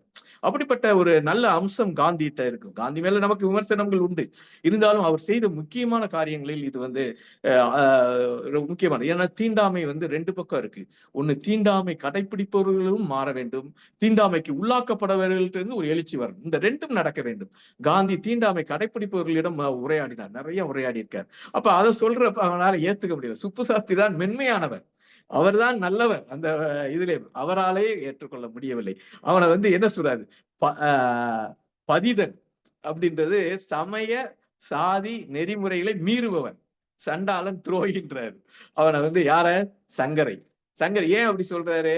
ஏன்னா அவங்க வந்து தாழ்த்தப்பட்ட மக்களையும் கோயிலுக்குள் விட வேண்டும் அப்படின்னு சொல்ற உடனே, என்ன ஒரு பாவி இவன், இவன் எல்லாம் மனுஷனா, காந்தி இப்படி பேசியிருக்க மாட்டாரு, இவன் பதிதன், சண்டாளன், துரோகி அப்படின்றாரு. அப்ப அதுக்கப்புறம் இவங்க எல்லாரும் கலைஞ்சு போயிடறாங்க. சுப்பு சாஸ்திரிக்கே பிடிக்கவில்லை என்றால் மத்த பிராமணர்களுக்கு எப்படி பிடிக்கும்? அவர்கள் எல்லாம் கலைஞ்சு போயிடறாங்க. இவர் மட்டும் அந்த தஜஸ் கம்பத்தின் அடியில் ஒன்னா உட்கார்ந்துருக்கார், ஒரே ஆளா உட்கார்ந்துருக்கார். ஆனால் இந்த செய்தி வந்து ஒடுக்கப்பட்ட மக்களுக்கும் போகிறது. அவர்களுக்குள்ளும் என்ன இருக்கிறது என்றால், நம்ம எப்படி சாமிகளுக்கு ஈக்குவலா உள்ள போறது? பிராமணரும் ஒரு சேரியில் உள்ள ஒடுக்கப்பட்ட மக்களும் ஒன்னா போனா அந்த பார்த்த கண் அவிஞ்சு போயிருன்ற ஒரு நம்பிக்கை. அதுதான் அங்க சொல்றாரு. நல்லா சொன்னாங்க. ஏன் அது கண் அவிஞ்சு போகுன்னு அந்த புதுமை பித்தர் அங்கனக்குள்ள சொல்லணும்ட்டு. அங்க போறப்ப அவங்களுடைய அறியாமை காரணமாக இப்படி ஒரு குழப்பத்தை உண்டு பண்ண வந்தவன்ற காரணமாக கல்லெறிந்து விடுறாரு. அந்த காயம் படுது. அங்கனக்குள்ள இவன் போய் இவர் வந்து அவர் போஜனம் ரெடி பண்றாரு, உணவு ரெடி பண்றாரு. இங்க இல்லைன்ன உடனே கோயில் பார்க்காரு. அங்க போறாரு. யாரு? நம்ம சுப்பு சாஸ்திரி. அங்கனக்குள்ள புதுமை பித்தர் ஒரு அடி அடிப்பார் சுப்பு சாஸ்திரிய. எப்படி அடிப்பாரு? இது வந்து தெய்வ நிந்தனை காரணமாக இது ஏற்பட்டது என்ற சிந்திக்கும் அளவுக்கு கூட அவனுக்கு நேரம் இல்லைன்னு போட.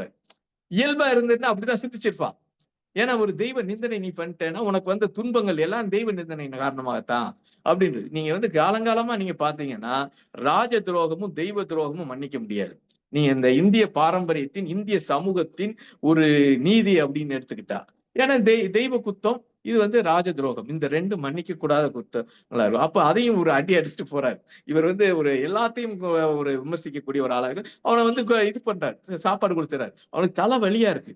ஹெட் இன்ஜுரியில தலைவலிதான் நிறைய இருக்கும், கல் அடிபட்டதுனால. படுத்து இருக்கும் போது இவருக்கு வந்து நடந்து வந்தது எல்லாம் உண்மையா, இவர் சொல்வது உண்மையா, நீயும் உண்மைதான். அந்த 2 பேரும் படுத்து தூங்கிறாங்க கோயில்ல தூங்கினதுக்கு அப்புறம் இவருக்கு வந்து என்ன இருக்கு? வலி இருக்கு. யாருக்கு? சங்கருக்கு. அந்த சாது நம்ம சுப்பு சாஸ்திரிக்கு என்ன இருக்கு? குழப்பம் இருக்கு. இது என்ன இது? எது உண்மை? இவன் சொல்றது உண்மையா? வேதத்துல இப்படிதான் சொல்லியிருக்குன்னு சொல்றான். வேதத்துல வந்து பிரிவினை இல்லை. நம்ம வந்து பிரம்ம சூஸ்திரம்னு ஒண்ணு உண்டு. அது வந்து திணிக்கப்பட்டதுன்னு அம்பேத்கர் வந்து அவருடைய ஆய்வுகள்ல அந்த இதுல வந்து திணிக்கப்பட்ட இது வந்து அந்த இது அதுல வேதங்கள்ல அப்படி இல்லைன்ற மாதிரி அம்பேத்கருடைய ஆய்வுகளும் சில இது சொல்றாரு. அதே மாதிரி தொல்காப்பியத்துல சொன்னாங்க, அதுவும் திணிக்கப்பட்டதா கூட ஒரு சிலர் கருத்து இருக்கு. தொல்காப்பியத்திலே சாதி பாகுபாடு பத்தி சொன்னாங்க. இன்னென்ன வர்ணத்துக்கு இன்னென்ன தர்மம்ன்று சொன்னது ஒரு திணிக்கப்பட்டதாக இருக்கும்ன்றது ஒரு கருத்து இருக்கு. அப்படி இருக்கும்போது இந்த சாஸ்திரிகள் மனசில் குழப்பம் இருக்கு. எனக்கு இது வரைக்கும் சொன்னாங்களே கோயிலுக்குள்ள பிராமணர்களை மட்டும்தான் விட முடியும், அவங்க ஒடுக்கப்பட்ட மக்கள் யாரும் வரக்கூடாதுன்னு சொன்னாங்களே, அது உண்மையா? இல்ல இவன் சொல்வது உண்மையா? வேதங்கள்லாம் இப்படித்தான் சொல்லியிருக்கு, மனிதர்கள் எல்லாம் சமந்தான் சொல்லியிருக்கு, கோயிலுக்குள்ள போலான்னு சொல்றானே, இவன் சொல்றது உண்மையா? இல்ல நீயே உண்மையா அப்படின்னு சொன்னவனே, அது வந்து அவனுக்கு அந்த சங்கருக்கு வந்து அவன் வந்து ஒரு மயக்கத்துல இருக்கான். அவனுக்கு இது கேக்குது. அந்த கடைசியில நீயும் உண்மைதானான்றது அவனுக்குள்ளேயும் ஒரு ரீங்காரமா கேக்குது. அப்ப இதோட முடிச்சிடறாரு. 4 மேகங்கள் சொன்னாங்க. அது ஒரு நல்ல இதா கூட இருக்கலாம். 4 வர்ணங்களும் வந்து கர்ச்சிக்குது. ஏன்னா வந்து இங்க வந்து வர்ணங்கள்லாம் ஒண்ணும் இது இல்லை, வர்ண பேதம் பார்க்க வேண்டியதில்லை, கடவுள் முன் அனைவரும் சமம் என்ன வலியுறுத்தக்கூடியதை இந்த 4 மேகங்களும் மோதிக்கொண்டு கர்ஜித்து சிரித்தனன்றத சொல்றார். அப்ப இந்த இடத்தில் தான் அவர் கொண்டு வந்து நிப்பாட்டுறார். இங்க கடவுளின் பிரதிநிதி யார்? பிராமணனா, இல்லை எல்லா மக்களும் ஒன்று என்று சொன்ன சங்கரா, இல்லை இதையெல்லாம் சொன்ன காந்தியா? நீங்க வந்து ஹர்ஜன்ற வார்த்தையை கடவுளின் குழந்தைகள் தான் காந்தி வச்ச பேர். அது வந்து ஒடுக்கப்பட்டவர்களை இந்த சமூகம் மனிதர்களாக விட கீழே, மிருகங்களை விட கீழாக மதிக்கும் போது அவர்களை கடவுளின் பிள்ளைகளாக நான் அழைக்கிறேன்னு சொல்லிதான் அவர் அழைத்தார். அப்ப இதெல்லாம் கொண்டு வந்து கடவுளின் பிரதிநிதி யார்? நீங்க வந்து பிராமணனா, இல்லை எல்லா மக்களையும் ஒன்றாக பாவிக்க வேண்டும் என்று சொன்ன சங்கரா என்று ஒரு கேள்வியை முன்னாடி வச்சிடறாரு. மிக அருமையான கதை. ஒரு 1934 ஒவ்வொரு தரப்பும் அவர்களுடைய மனநிலை, மன ஓட்டம் எப்படி இருந்தது, அவர்களுடைய எதிர்வினை எப்படி இருந்தது என்பதெல்லாம் ஒரு சைக்கோ அனாலிசிஸ் பண்ணி விரிச்சு போட்டார் கதையை. மிக அருமையான கதை, சமூகத்திற்கு தேவையான கதை. இந்த கதை இன்றளவும் பேசப்பட வேண்டும். இன்னைக்கு வந்து அன்னைக்கு கோயிலுக்குள்ள நுழைறதுதான் பிரச்சனையா இருந்தது. இன்னைக்கு ஒவ்வொரு கோயில் திருவிழாக்களும் மண்டகப்படி நடக்குது. அந்தந்த ஜாதிக்கான மண்டகப்படி நடக்குது. அவங்க வந்து முன்னாடி வந்து சேரிகளில் குடியிருந்த மக்கள்லாம் ஊர்களுக்குள்ள எல்லா மக்களும் கலந்து இருக்கிறாங்க. அப்ப எங்களுக்கும் ஒரு மண்டபப்படி கொடுங்கன்னு கேட்கிறாங்க. நாங்களும் தேர் வடத்தை பிடித்து இழுக்க வேண்டும். நாங்களும் திரௌபதி கோயிலுக்குள் செல்ல வேண்டும். நாங்களும் இந்த காரிய கல்லுப்பட்டி பக்கத்தில் இருக்கக்கூடிய அந்த கோயிலில் நாங்களும் வழிபட வேண்டும். இப்படி பல புதுக்கோட்டை பக்கத்தில் ஒரு கோயில் திருவிழாவில் உங்களோடு நாங்களும் கலந்து கொள்ள வேண்டும், எங்களையும் சமமாக மதிங்கள் என்ற கோயில் நுழைகிறது இன்னைக்கு பிரச்சனை இல்லை. ஒரு சில இடங்கள்ல அதுவும் பிரச்சனையா இருக்கு. இன்னைக்கு இந்த சமூகம் வளர்ந்துகிட்டே சாதி பிடிமானம் வந்து கொஞ்சம் கொஞ்சமா தளருது. அப்ப மோதல்கள் வந்துகிட்டு தான் இருக்கும். இன்றைக்கும் நாம் பேசப்பட வேண்டியது. அந்த ஐயா சொன்னாங்களே, கல்லூரி பேராசிரியர்கள், மாணவர்கள், கல்லூரிகள், பள்ளிகளில் உள்ளவங்களாம் இந்த கதையை மீண்டும் நீங்கள் மாணவர்களிடம் கொண்டு போய் என்ன சொல்ல வருகிறார் புதுமை பித்தன் என்பதை நாம் எடுத்து செல்ல வேண்டும். நாமும் பல இடங்களுக்கு இந்த கதையை எடுத்து செல்ல வேண்டும். பின்னூட்டம் வழங்கிய நமது சிவசுப்ரமணியம் ஐயா, நம்மளுடைய நெறியாளர் அனைவருக்கும் நன்றி. என் வாழ்வில் நான் பார்த்து அதிசயித்த மனிதர்களில் விரல் விட்டு எண்ணக்கூடியவர்களில் நம் மருத்துவர் ஐயா அவர்களும் ஒருவர். மருத்துவ பணியும் இலக்கிய பணியும் ஒன்றுக்கொன்று தொய்வில்லாமல், அதே சமயம் அந்தந்த நேரத்துல அதை சிறப்பா செய்யக்கூடிய மிகப்பெரிய ஆளுமை நமக்கு கிடைச்சிருக்காரு. நாமெல்லாம் அந்த கதையை பார்த்தோம், பேசணும். ஆனா ஐயா மட்டும்தான் ஒவ்வொரு வரிகளையும் ரொம்ப ஆய்ந்து யோசித்து அதை உணர்ந்து அருமையான ஒரு சிறப்புரை ஆற்றியிருக்கார். ஐயா அவர்களுக்கு மன்றத்தின் சார்பில் நன்றி. அடுத்து ஐயா அவர்கள்ட்ட ஒரு வேண்டுகோள். சிவகாசியில பாராட்டு சான்றிதழ் வழங்கிய அந்த விழா வீடியோ இன்னும் யூடியூபுக்கு வரல. அதை மட்டும் கொஞ்சம் கனிவுடன் பரிசீலிக்குமாறு அன்புடன் கேட்டுக்கொள்கிறேன். இன்றைய நிகழ்வுகள் இனிதே நிறைவு பெற்றது. மீண்டும் நாளை இரவு 8 மணிக்கு உங்கள் அனைவரையும் சந்திக்கும் வரை வணக்கம், நன்றி. மீண்டும் சந்திப்போம், கருத்துக்களை பரிமாறிக்கொள்வோம்.